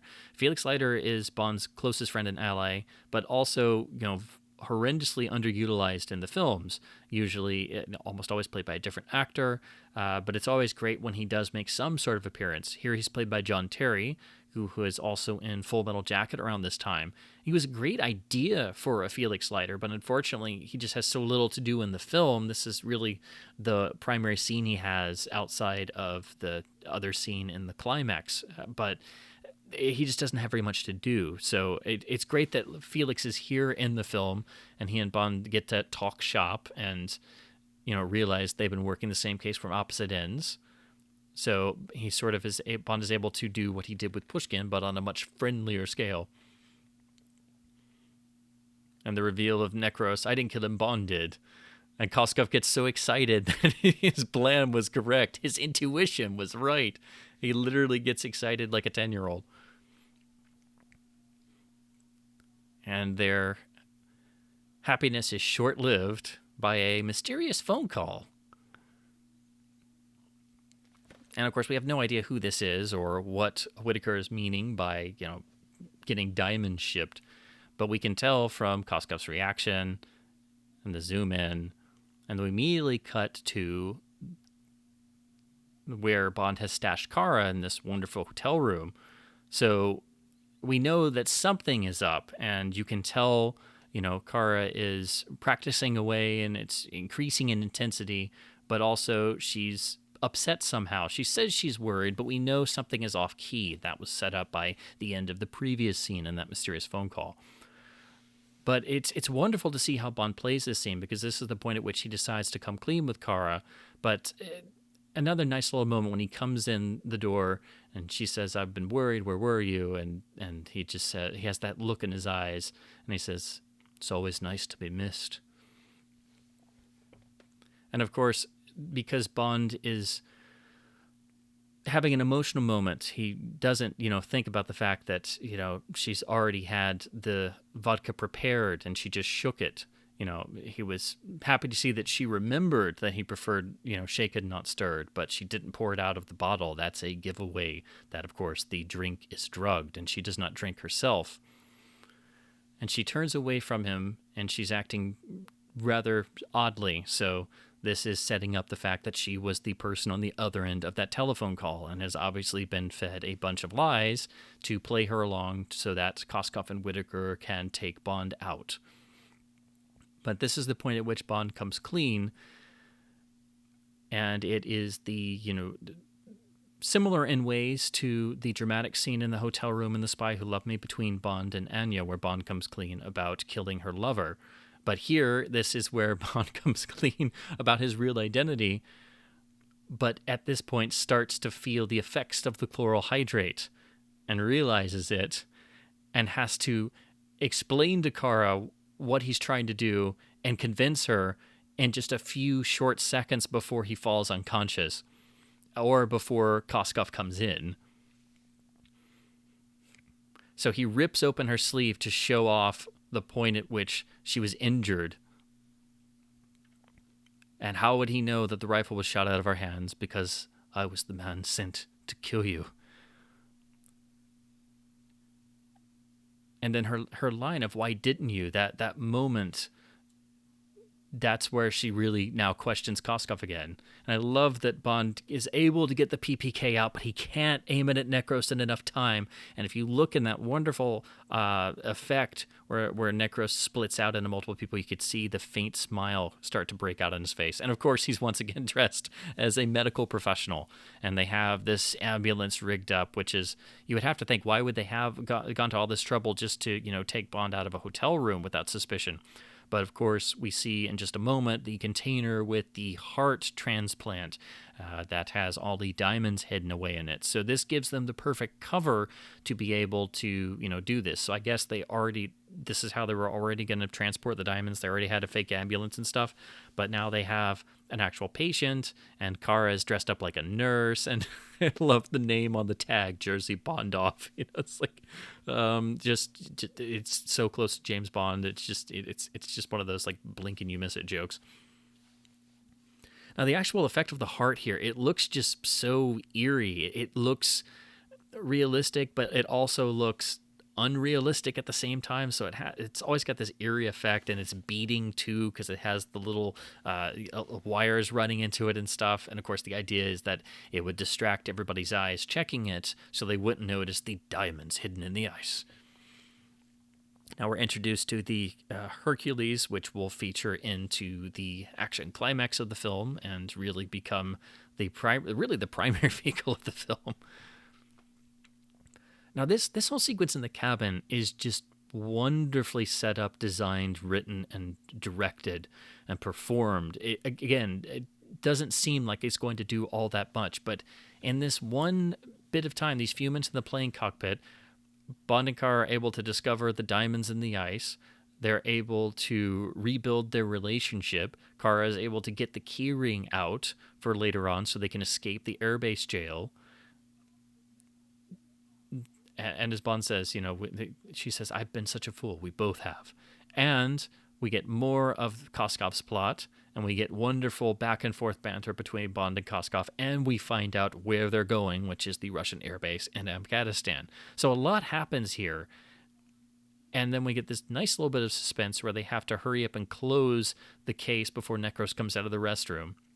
And Bond is able to say, "I need my key ring." A nice bit of duplicity where he pretends to be, in pain and moaning to distract Nekros long enough for Kara to close the other latch. So we know now, once again, that Kara is firmly back on Bond's side, that she knows that, Koskov does not have her well-being in mind.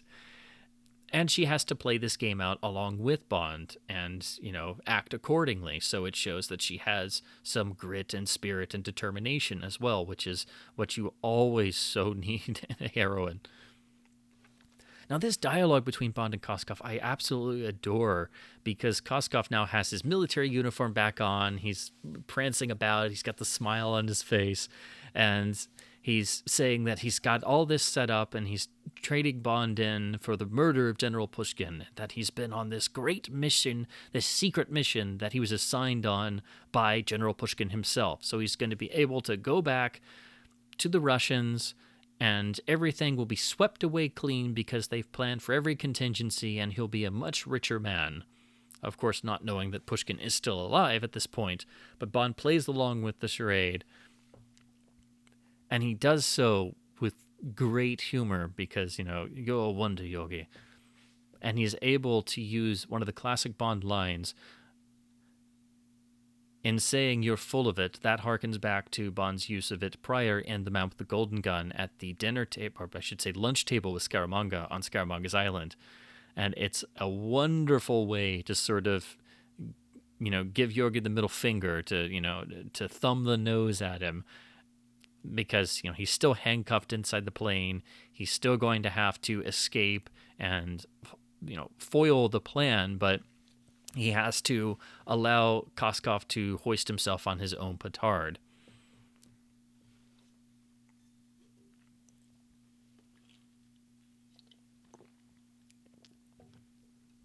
And what's interesting, story-wise and plot structure-wise, the film kind of slows down here a little bit. Once we get to the airbase, it's interesting in a way. It's almost as if, the audience with the characters in the film, Bond has obviously spent a rather rough night on the plane, and this is the next morning, and now they're in the middle of Afghanistan. So it's a sort of feeling of being lived in along with the characters, and that everything is having to be reassessed because now Koskov has turned Kara in to the authorities as well. So now he's getting rid of her for the second time. You have to wonder why he does this, because he could just keep her around. But obviously, as before, she knows too much and he's tired of her anyway. So he just tosses her off along with Bond to rot in a Soviet Afghanistan jail. And he's able to use his secret mission and his old buddy, old pal in charge of the airbase to get whatever services, support, trucks, and men he needs. And of course, the beauty of it is because he's on a secret state mission, he doesn't have to give any reasons. This is the fun bit in the jailhouse with the sadistic jailer. We're introduced to the other prisoner who is humorously stuck there. We think is just window dressing, but will come into play much just a little bit later.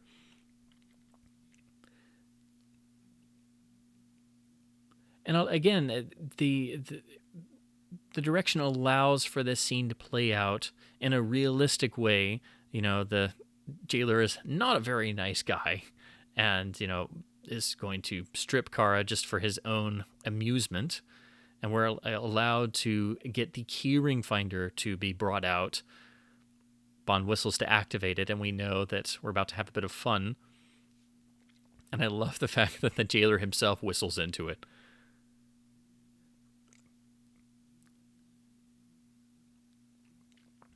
And again, in this fight scene, as well as the other fight scenes in the film, there's a nice edge of desperation. Really nice image there of Bond's head almost getting smashed into the great desk spike there. Getting strangled and then using the handcuffs to smash the jailer's nose. And then again, getting Kara in on the action helps because she's not just standing there like a ditzy female typical character. It allows her to realistically, again, not get. She doesn't punch anybody, but it allows her to get a few punches in, as it were. And then coming up here, when Bond grabs the top of the cell and kicks the jailer, that's the signature Bond fight move, I think, because that's primarily in the Roger Moore era. But anytime that gets pulled off in a Bond fight scene, it makes me really happy because it's one of the signature James Bond fight moments. And of course, they have their own happy, captive audience.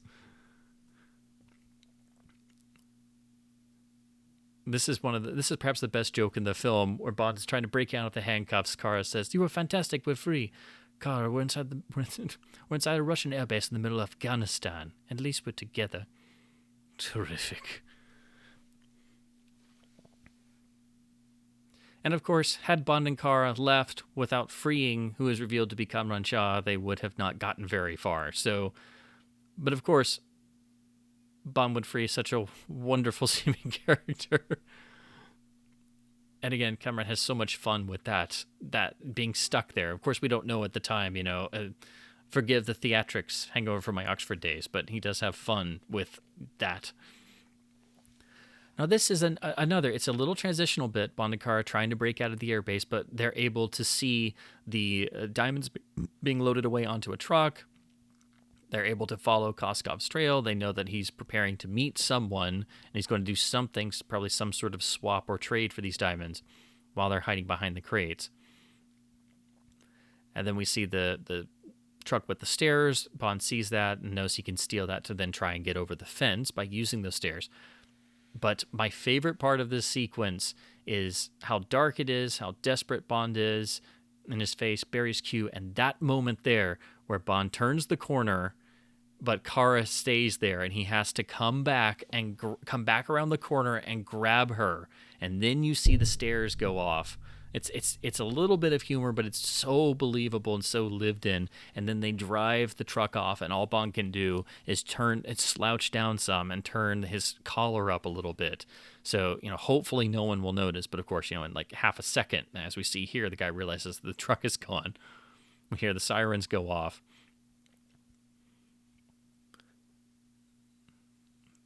Barry builds the cue, but it has that slight tinge of their romantic theme too, which shows Bond's care for Kara. He has to convince her to jump, and then they take off. I've always wondered, though, Cameron has to be a really fast runner to run all the way across the airbase in the dark. I guess it helps that it was dark. He was able to get across so fast and get to the stairs.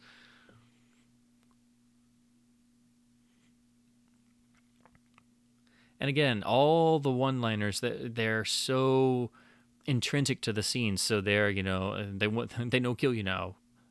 Not now, how about later? Don't worry, they'll save you for the harem. This is another one of those wonderful transitional moments. Now we see, the aftermath of some of the battles throughout the battle for Afghan resistance in the middle of the Soviet occupation. And Bond has to explain to Kara about the Mujahideen.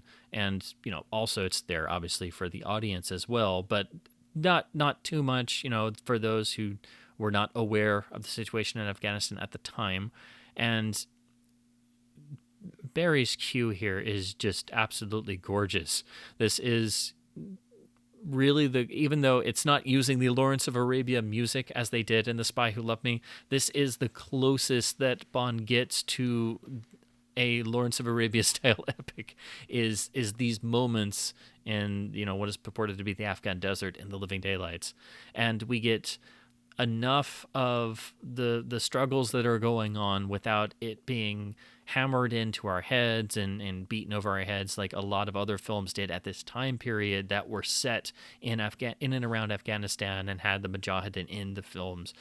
So this is perhaps the best recognition of this conflict, and it feels incredibly lived in. Again, the production design, Peter Lamont really outdoes himself here, and they actually wound up getting authentic costumes across the border from actual Mujahideen, which is unbelievable, but also very amusing. So it definitely helps to the authenticity of what you're seeing on screen. And of course, Bond and Kara are now ostensibly prisoners, and Bond has to figure out what's going on and what exactly this means for them. But he still maintains his cool and his charm, and he has to quiet Kara's nerves, and disarmingly says, "I'm hoping he's not invited to dinner." So, of course, when the door opens and the guy ominously comes in with an AK-47, Bond is still having to figure out what's going on. Of course, in just a moment, we realize that he is among friends of sorts, but, he has to still tread cautiously. So now we see Kamran Shah minus his, prisoner disguise. And, of course, he tosses the keys back to Bond. Bond is piecing this together. We see this in his posture.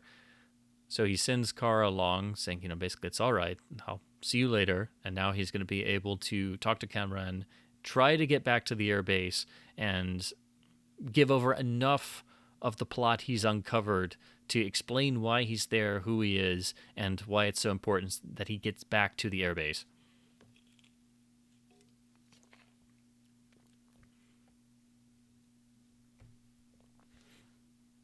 And they laugh at Bond's expense because he doesn't know who he's dealing with.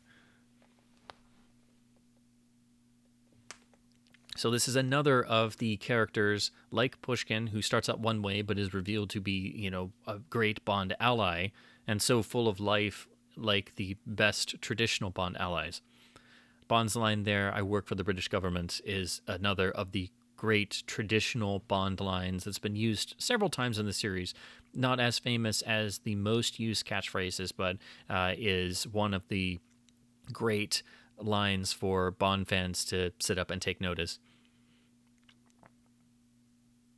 And the intensity that Bond has here, and the fact that he's still got he has the open shirt collar, and he doesn't care about how he looks, and he's got to get back to the airbase before Koskov leaves.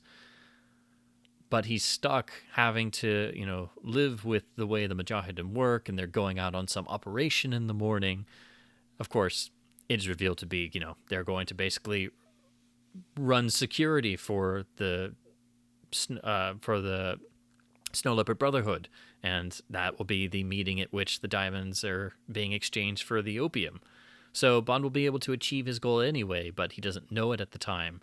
And at this point, he's going to have to simply kill time and hope that he can still get back before Koskov leaves, and hopefully calm Kara's nerves.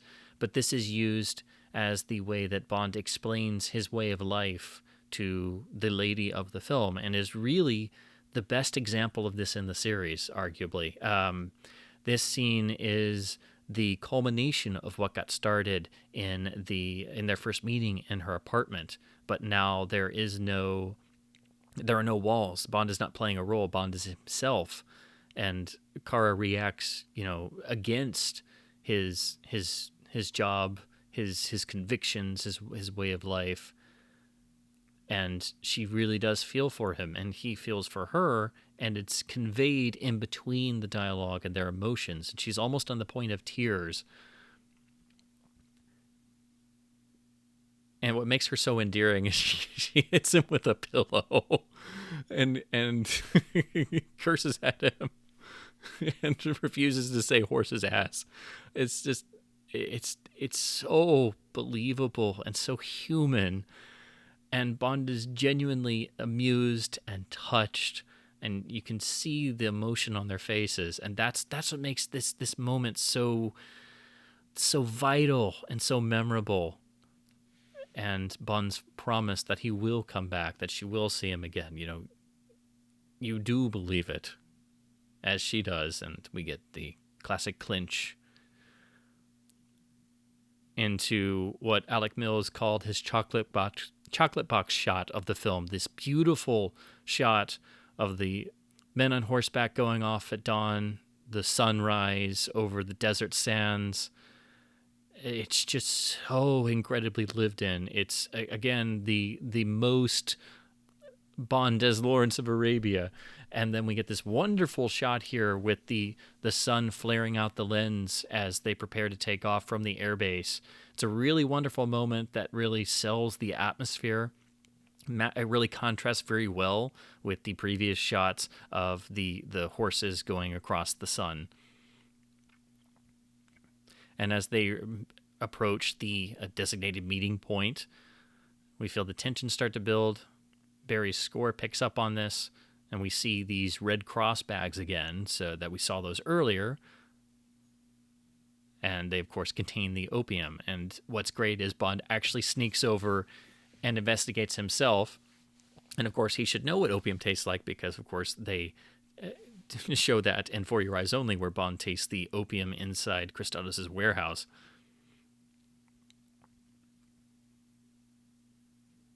I don't know exactly what raw opium looks like, but I've always felt it should be this syrupy-looking concoction because that's what it is in Bond films.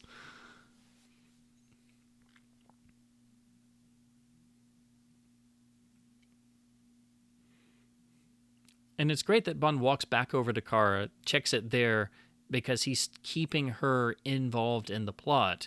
And of course, the line about its monetary value is, there for exposition as well.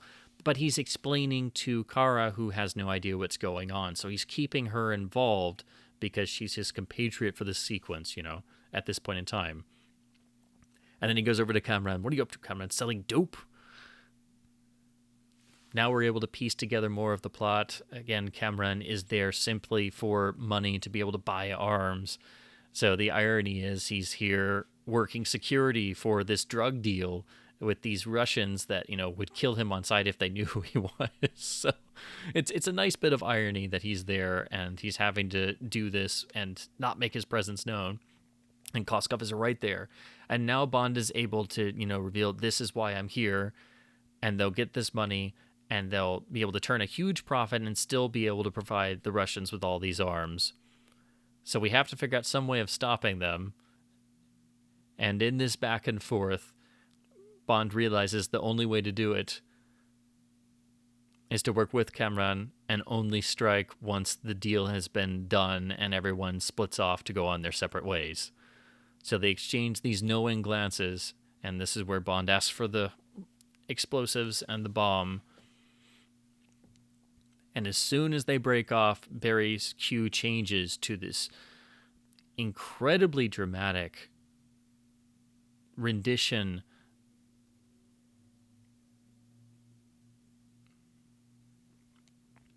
of Where Has Everybody Gone, which is just beautifully played out. We get a nice bit of suspense here where Nekros comes over to check the opium for himself, and of course it's on the exact shoulder of Bond, who simply has the simplest of disguise with the turban wrapping across his face. and then he has to sneak on board the truck while everyone's backs are turned. So again, this is Bond having to rely on his wits. You know, we do have some gadgetry in the film, but he is at this point having to really stick his neck out there. And he hides in the back of the truck to set the bomb and ostensibly will get off, but is not able to because, of course, they take off and Nekros himself gets on board. So even the best laid plans, as always in all films, get wrecked. And now this will lead Kara to, because she's emotionally attached to Bond, and she knows what's going on, and she knows this means certain doom for Bond if he's captured, because now he's stuck and he's trapped. This is what provokes her to take off after them. And it is her action and her conviction that provokes Kamran to follow.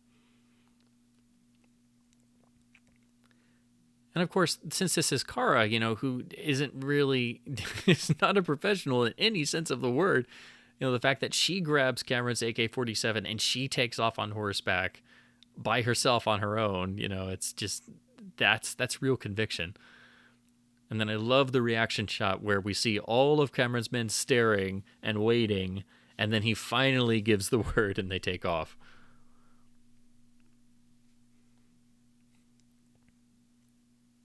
There's such a majestic quality to all of Barry's score, but particularly the sequences around the airbase and building up to the action climax when Bond takes over the Hercules. And once again, he builds the tension here because now Bond is able to sneak the bomb into one of the bags, but of course that will get mixed in with all the others, which becomes quite a problem later on when Bond has to defuse it.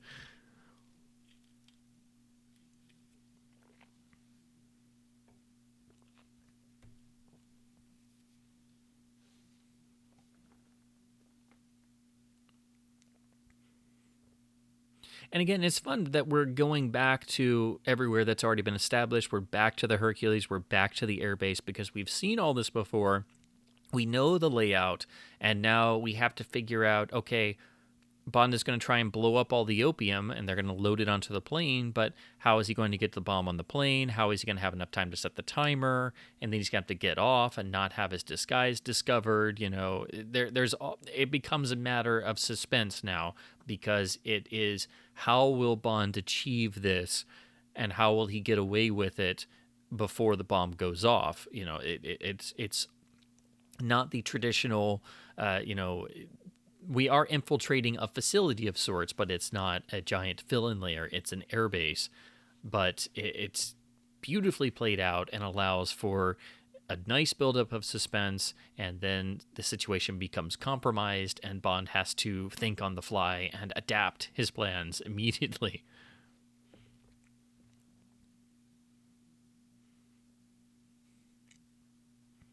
I like the look that the guys on the back of the truck have for a second when they're like, hey, did he just come out of the back of the truck? Where did he come from? Oh, no. It's like they could say something, but they don't.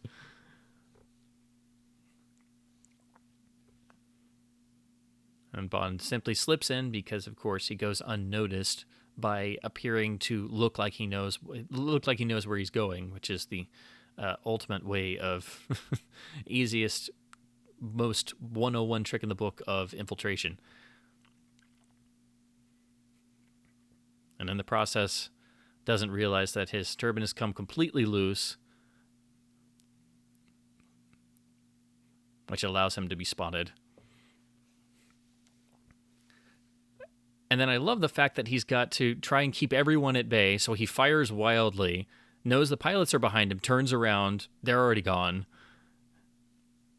And now he's going to be out of bullets in just a minute, so he can't hold them off forever. So now it's become a standoff. Koskov lays out, you shoot too much, you'll blow up the plane, and all the money invested in the opium. And at the right exact fortuitous moment, Cameron's forces break through and breaks the standoff. And what's great is the standoff has distracted all the forces, so they're able to come through and mount a full-on assault. And we see the look of wonder and gratitude in Bond's face. Nice little in-joke there of the soldiers bathing and seeing their nether regions. I've always wondered, though, why Bond doesn't close the door of the plane there. He kicks away the ramp and takes off, but, you would think he might close the door. But, of course, that's how Nekros is able to get on eventually at the end of this sequence. And I like that it is Bond himself who takes over the plane and pilots it out of there and takes on a fully active role in trying to navigate the plane through this mess and get off the ground, but also knowing that he's planted a bomb on the plane, so he has a ticking clock in that he's got to get off the ground in under 10 minutes of this big cargo plane with this battle going on around him. So, not only does he have to rely on his piloting skills, but he has to beat the running clock because he can't stop to go defuse the bomb in the cargo bay behind him.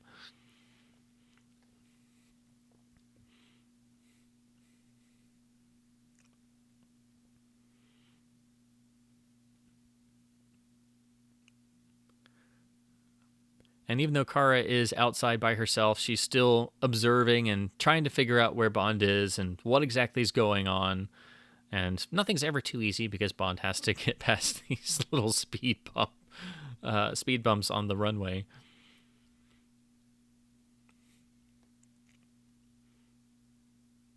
It is kind of amusing that Koskov is sort of just stuck in the middle of all this going on, having to take cover with Nekros, and they're trying to get through, and they're able to get to this Jeep vehicle with the machine gun mounted on it to then finally be able to give chase. But, it's funny that they struggle to get on, and now they're seeing all their hard work being just flown away. So it is bemusing in that sense that they're seeing all their hard work just being flown off by Bond.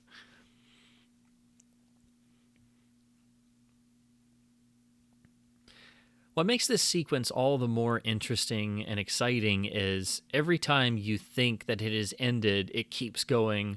Something else happens. There's a further complication. So even when we think Bond is able to just fly off, it's not that easy. So once again, it gives a false sense of security, reinvests the audience when that is not fulfilled, and builds the suspense once more. And all the while, you have to remember there's a bomb ticking down in the cargo bay.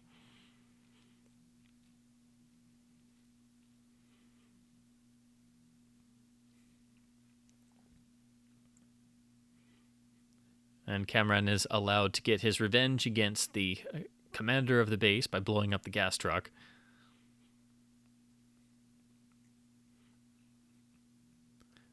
Always have to have a nice extended reaction shot before somebody gets destroyed by a grenade or explosive device. And of course, Kara is believably a bit bewildered and just trying to figure out how to not get killed in the middle of all this going on. Because the tank sees somebody on horseback, they think it's one of the rebels, and so she winds up getting blown off the horse and is now stuck stranded in the middle of the airbase. So that explains why she goes after Bond, because otherwise she's stuck in the middle of the Russian airbase and by herself. It's a nice bit of poetic justice that Koskov is almost run down by Kara in the Jeep. Now this starts the two-way chase after the Hercules. Barry's Q comes back in.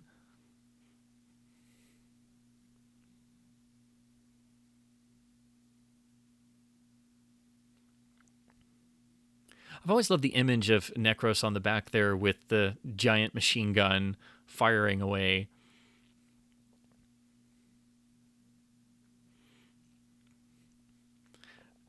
This is the fun bit they have with the traditional, heroine yelling after the hero, because of course they can't possibly communicate, and Bond tries his best, and Kara just gets that smile on her face. She's like, "Oh, I got your attention, great!" And then Bond just is kind of exasperated, and he's trying to get her to realize she can go up the ramp. And his exasperation is just beautiful, priceless. And then it's wonderful that Kara actually gets it on her own. She's able to figure out, via, barely seen hand signals, what Bond is trying to tell her, and she's able to then drive the Jeep up the back of a moving plane, which is itself not an easy thing to do. And all the while this is playing out, you can't get distracted because, of course, Koskov and Nekros are right there. And because of that open side door, Nekros is going to just barely be able to jump onto the plane. But you almost forget about it because, of course, the added danger of the other plane coming in. So once again, every time you think the sequence is going to end, there's another contingent added. And, of course, you have to remember every last aspect. So here, Koskov should meet his maker.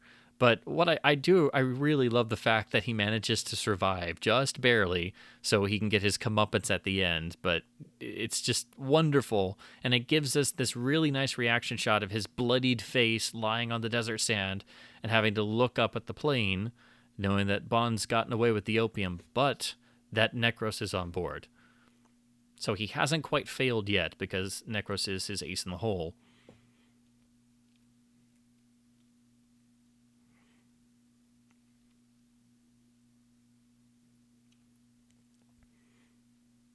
So again, Bond closing this door here, is proof and evidence there that somebody could have gotten on board.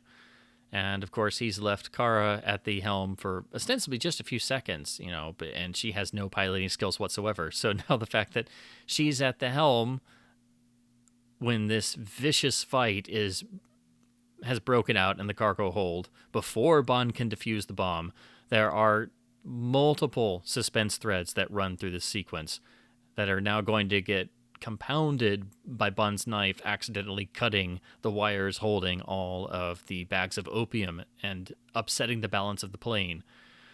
This is one of the absolute majestic centerpiece fights of the entire series. It's the fight the whole film is built up to. Nekros is in the Red Grant vein of villains, where he is seen consistently and built up and kills multiple agents and really causes Bond not just turmoil, but actually builds Bond's sense of desiring revenge.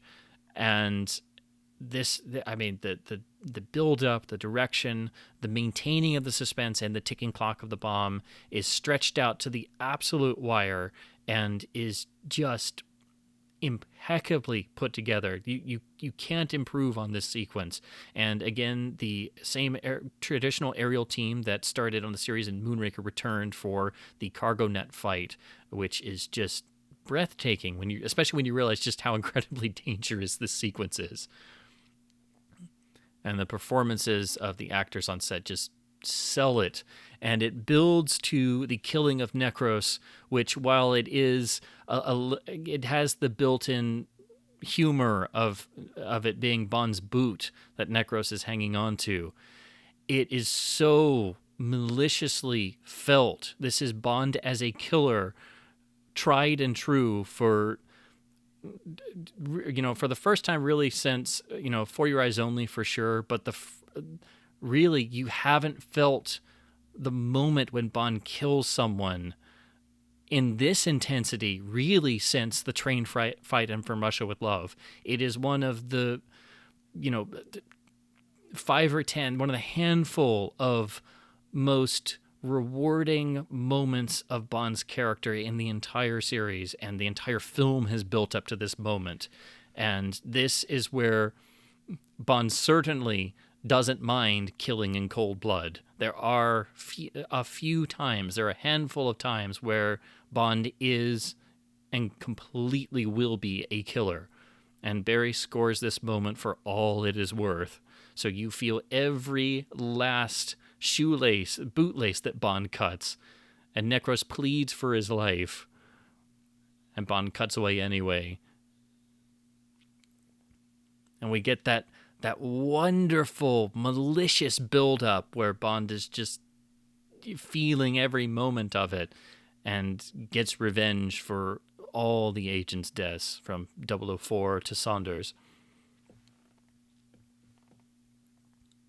And this here, where the net is blowing up, you can see it almost hitting the roof of the plane. That's the most dangerous part of when they shot the sequence. And I love the fact that then the last strand breaks, and then Bond all gets tangled up in the net and almost falls out of the cargo hatch. It just really makes the scene even more believable, because that could, you could survive all of that and then get killed by something as simple as the cargo netting. Then the hatch closes, the noise dies down, and then to his horror, Bond hears the ticking of his own bomb timer, and he has to search for it.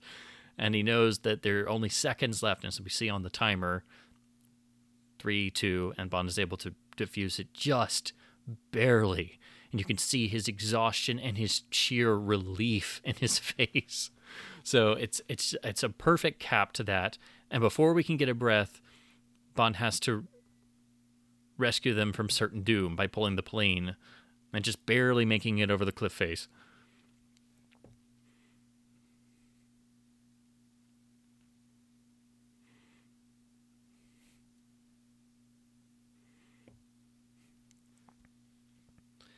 And then seeing Kamran's plight, and that, and they're assisting Bond's escape from the airbase. They're now facing certain death from Russian tanks.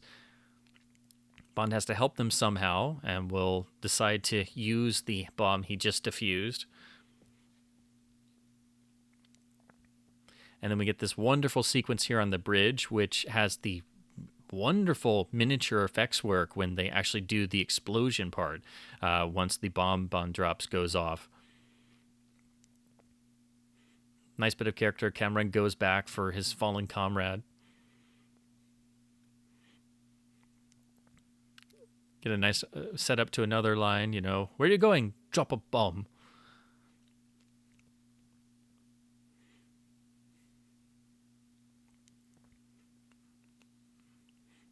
Again, Barry finds just the most majestic cue for this sequence, and it has a real epic feel to it that is just magnified by this wonderful shot of the bridge, which, again, all done in miniature, looks fantastic.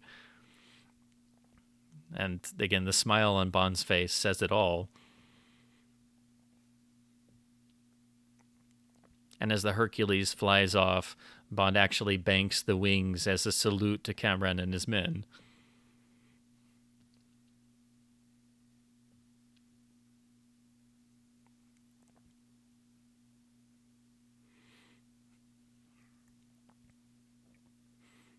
But as I've said throughout this whole sequence, it's never that easy, because in doing this, it allowed bullets to puncture the fuel tanks. So we have now the classic trope of a plane running out of fuel and, obviously going to have to do a crash landing or crash. But after all of that, to then face this problem on top of everything, Bond now has to figure out what to do all over again. So now the suspense builds once again to just show it's never that easy to foil a rogue Russian general's scheme inside a Russian airbase. And I love the fact that Bond just says, there's no place to put down. I hope we can make Pakistan at least. Hoping that he can keep the plane in the air without without engines for just long enough to coast over the border. But once all the engines go out, that becomes a non-possibility. And then the banking controls come on, the warning lights go on, and he has to think on his feet. And maneuver the plane just enough to be able to have enough space to bust the Jeep out of the back.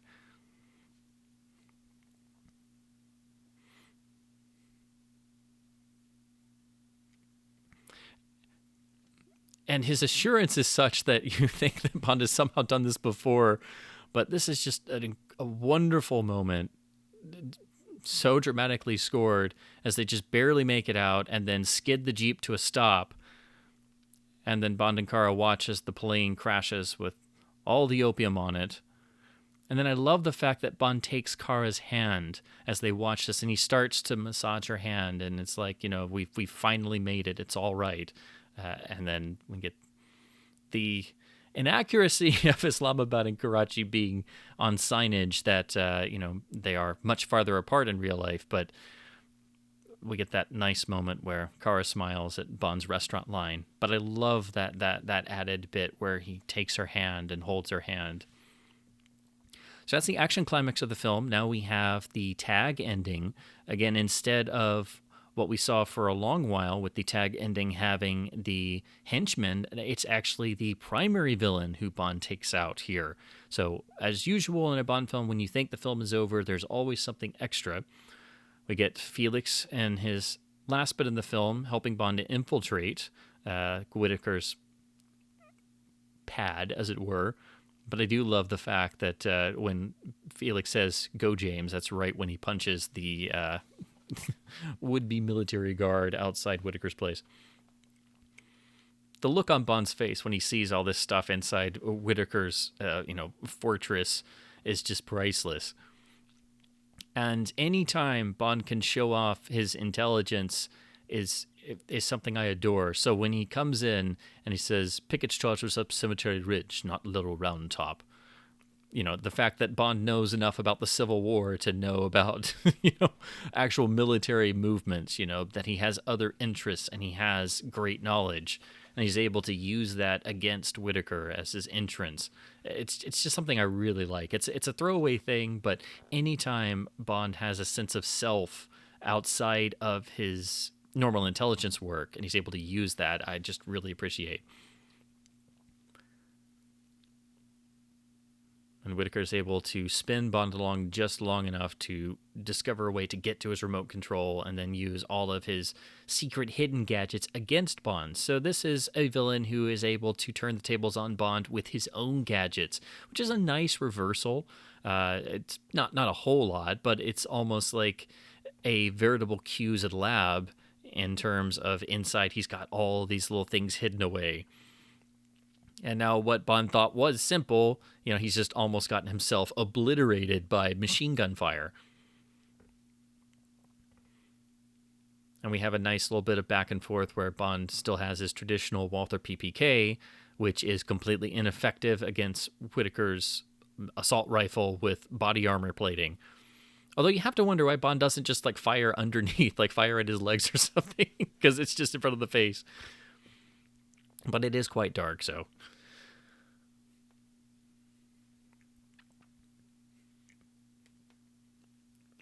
So, as in the best Bond moments, it becomes Bond having to use his wits and his ingenuity to overcome the superior forces or gadgets or technology being used against him.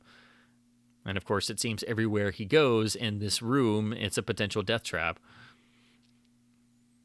So, while this is a much smaller scale climax, and it does take the place of the traditional, tag ending with the henchman, it's an interesting play on things. It changes up the stakes a little bit. It changes up the traditional Bond dispatching the primary villain, but it allows him to meet his comeuppance. And we get the final uses of the key ring, getting the wolf whistle to trigger the plastic explosive. And, of course, Whitaker insulted Wellington, and then the bust of Wellington killed him. And the bit there where Bond has killed Whitaker, but then almost gets killed by Whitaker's associate, it once again shows Bond is human. And it's very fitting that I owed you that one, Bond, and it's Pushkin that saved him. The wonderful he met his Waterloo. And then Bond switches off all the pyrotechnics and the flashbulbs. Now here where Koskov comes back in and puts on all these airs like, "Oh, I'm so happy to see you. Whitaker's held me here for weeks." And then Pushkin and Bond just exchange glances. Because for a moment, Bond has to wonder, is Pushkin going to buy all of this? Is he just going to go along with it? But Pushkin plays it out to the last moment to let Koskov think that he's pulled it off yet again. Put him on the next plane to Moscow. In the diplomatic bag. And the look on Koskov's face when the smile falls, it's priceless. And now the talk turns to Kara. She's a defector too. What shall we do with her? It's a nice twinkle in the eye line as they walk off. And now we get the shot of the bullet hole in the Stradivarius, which, shows off all the adventure that Kara has just been through, and in the middle of these beatific settings, and now she is getting to play lead, which is one of her great dreams, as she said earlier, one day maybe I'll play here. And then the wonderful part of this is the conductor himself is John Barry making a cameo. So it's very fitting that John himself finally appears on screen in a Bond film in the last film that he would actually score. So it's just a wonderful moment, just really touching that he was able to actually, be on screen, and it's the last film he scored.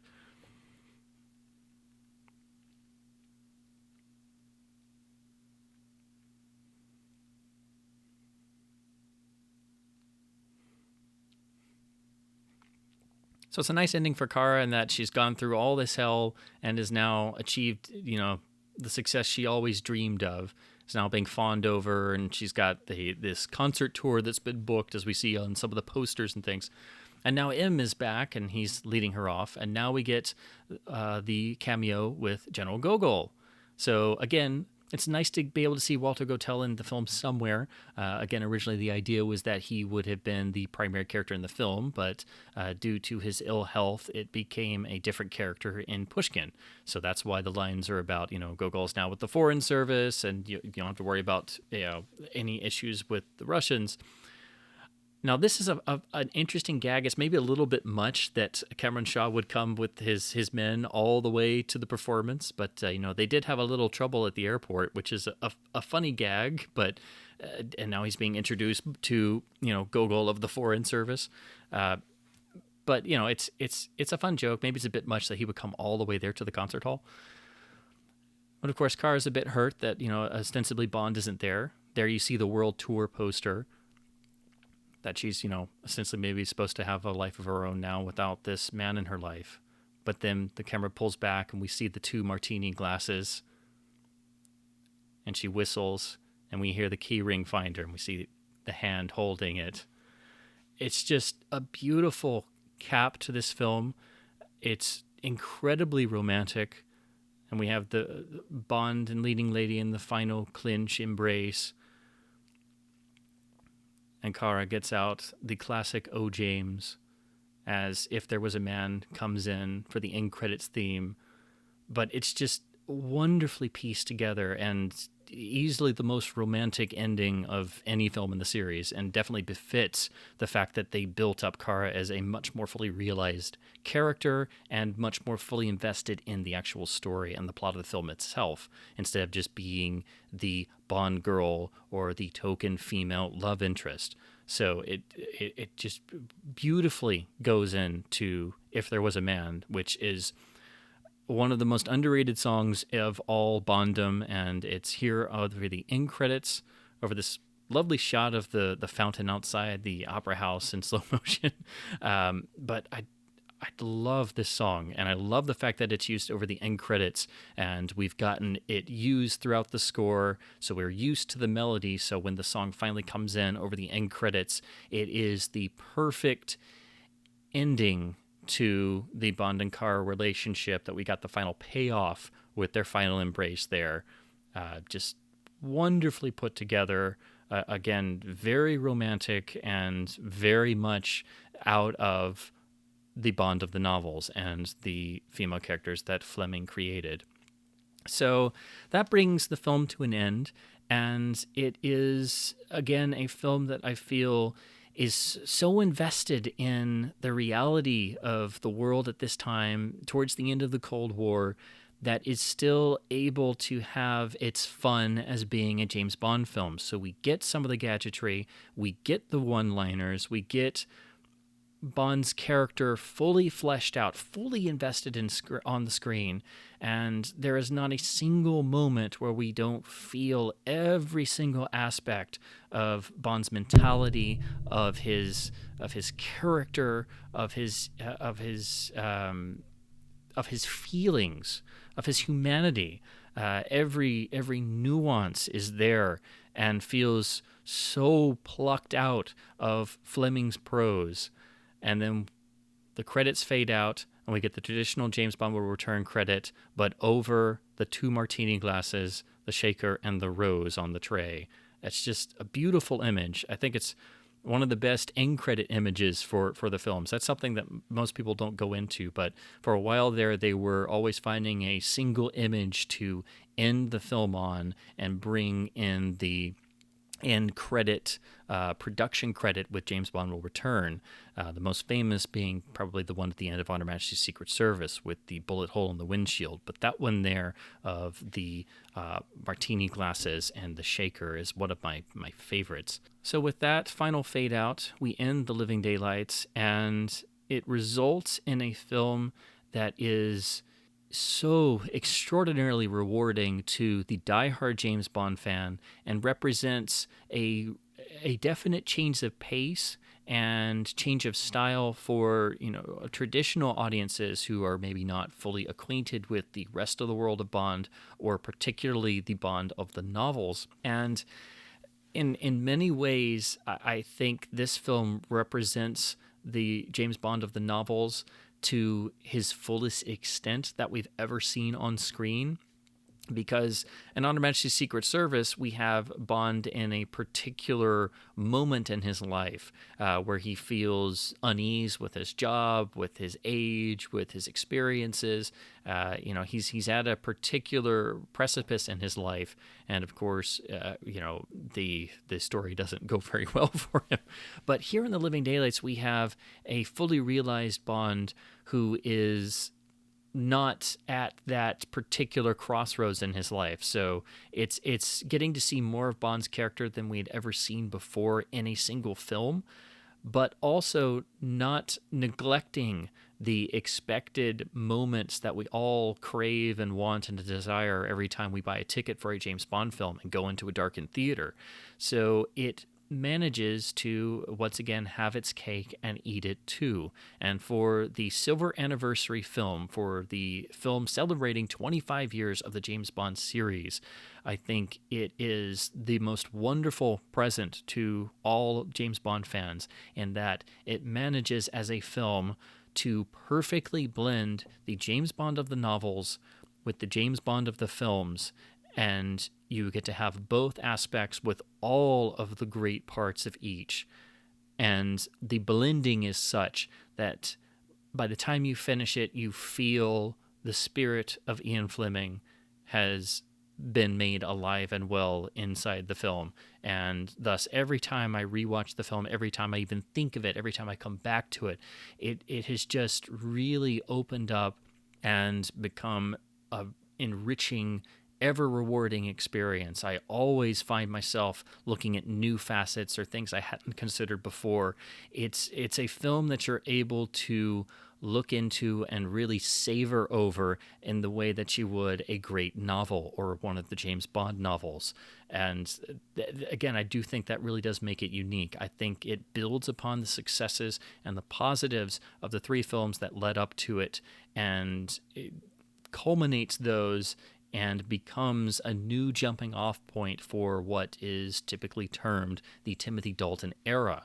And of course, we are still with the direction of John Glenn, who directed all 5 James Bond films of the 1980s, and sets us up with excitement to look forward to the film that would come next, which of course was License to Kill.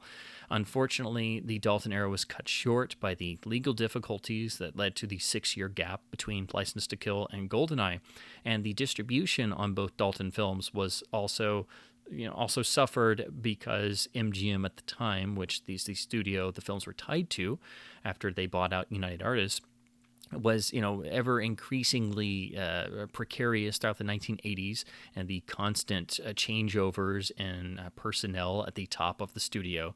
So I really don't think that The Living Daylights got the major support push that it really deserved. It still did very well at the box office, but it didn't really have the great reception that I think it deserved, because I think the shift in tone was perceived as necessary to get away from the Roger Moore era, but a lot of people seemingly were not quite ready for that, even though it was picking up on the ever-increasing darkness throughout 1980s cinema, particularly action cinema, that really A View to a Kill first started to hone in on, that being a film that really increased a darker tonality, which got furthered and even more realized in The Living Daylights, and then was taken to the stratosphere in the next film in License to Kill. So I feel now most people would be able to have a more balanced look at the film if they're coming to it for the first time.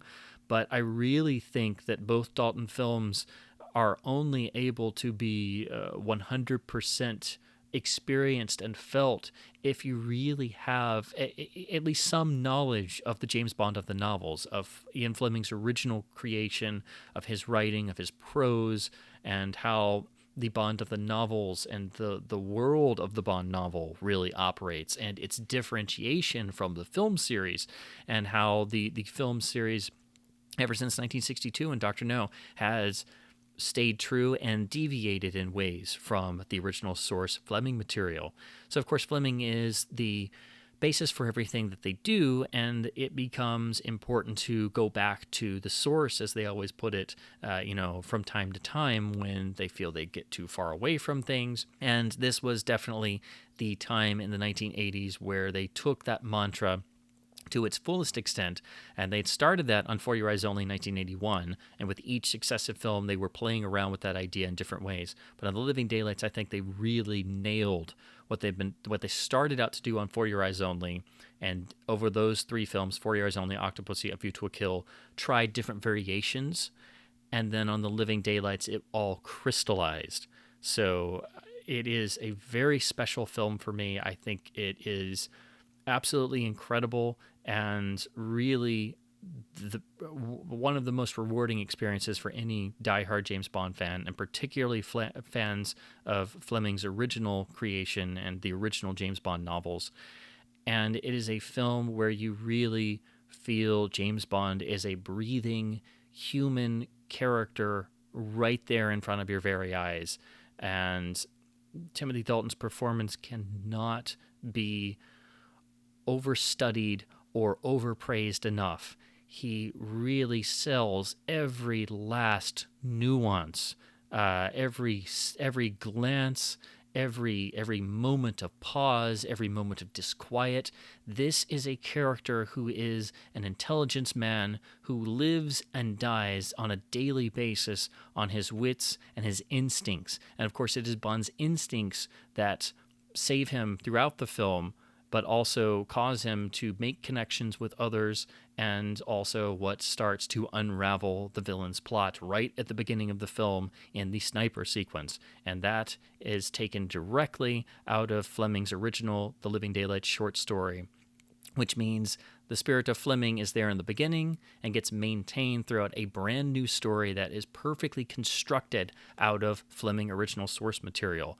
And once again, I know I harp on about this particular point in a lot of these tracks, but I don't think it can be stated enough how important and integral Richard Maybaum was to the writing process.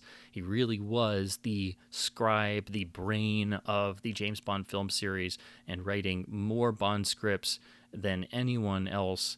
And he really had such an innate sense of James Bond as a character that it's something I don't think anybody else has ever had or will ever have again, because he knew every last aspect of Bond and could express Bond's character on the page better than anybody else. And of course, he and Michael G. Wilson tailored their script around what Timothy Dalton wanted to bring to the role, and brought that into the John Glenn directed realm of the 1980s Bond films.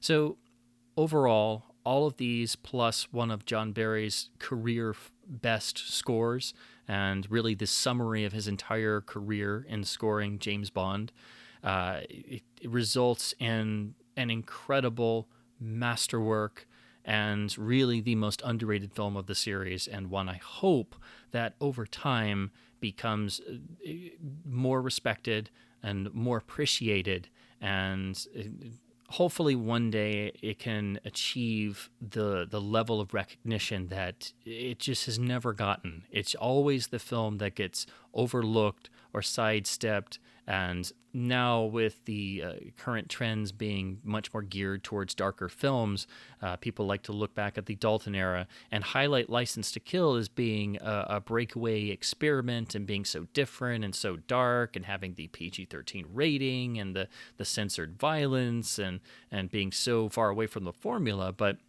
it couldn't have done that without The Living Daylights before it. And The Living Daylights has the stronger story and the better constructed narrative and the more complete character arc and the just so much feeling and so many transitional moments that add to the atmosphere and the world of the film, and not just Bond as a character, but Kara's character and all the characters of the film, because we are allowed to get into the atmosphere that's being built that gives us a spy story that is very down to earth, very serious, very grounded in real spycraft and Cold War scenarios and the Soviet invasion of Afghanistan, but allows us to have fun because it's still at its core a James Bond film, and it knows it, and it knows what it has to be, that it has to deliver what an audience expects for their hard-earned money for that ticket stub going in. So that is my commentary for 1987's The Living Daylights, Bond 15. Again, I feel I just barely scratched the surface and all the different things I want to cover. I go into these tracks trying to figure out what in the heck I'm going to wind up saying, and then suddenly I blink and I have blabbed my mouth and the film's over. And it's always so difficult to try and cram in as much as I can while trying to go along with the film and do a scene-by-scene specific reading on plot details and character analysis, along with my own recollections and various things that have occurred to me over the years, plus, production factoids and different things like that.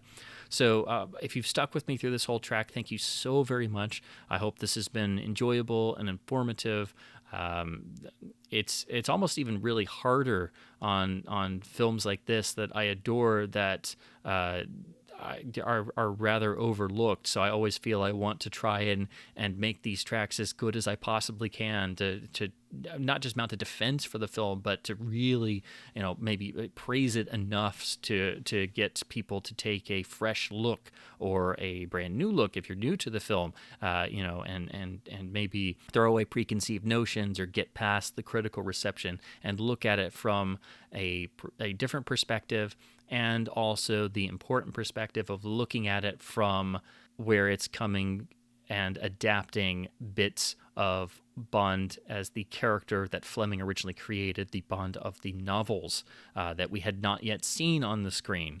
And that was something that Timothy Dalton felt was extremely important, and that's what he wanted to bring to the role, and really succeeded in doing so, and can never get enough credit for doing that. His characterization has never been equaled in that respect, and no one has created a version of James Bond quite like this. Every actor plays everything differently, and I like to make the argument every Bond actor winds up playing the role a bit differently in each film because, of course, there are different directors, there are different tonalities, different storylines, and different time periods. But Dalton really achieved something special with his two films, and I hope to go into that more in the next commentary for License to Kill. But I just wanted to talk about one of my all-time favorite films in The Living Daylights, and it again is a film that is very near and dear to my heart because it is really a kind of film that, simply put, no one makes anymore. It is hard to get spy dramas that are, full of legitimate spying and realism, but are also enjoyable entertainments that, don't forget, they're also supposed to be movies as well. And that is something that The Living Daylights literally makes effortless. It makes it look so damn easy, and it really is not. It is a majestic film that is the perfect silver anniversary James Bond film. So with that, thank you so very much for listening. I am very humbly yours, the motion picture analyst, and will return in my commentary for License to Kill.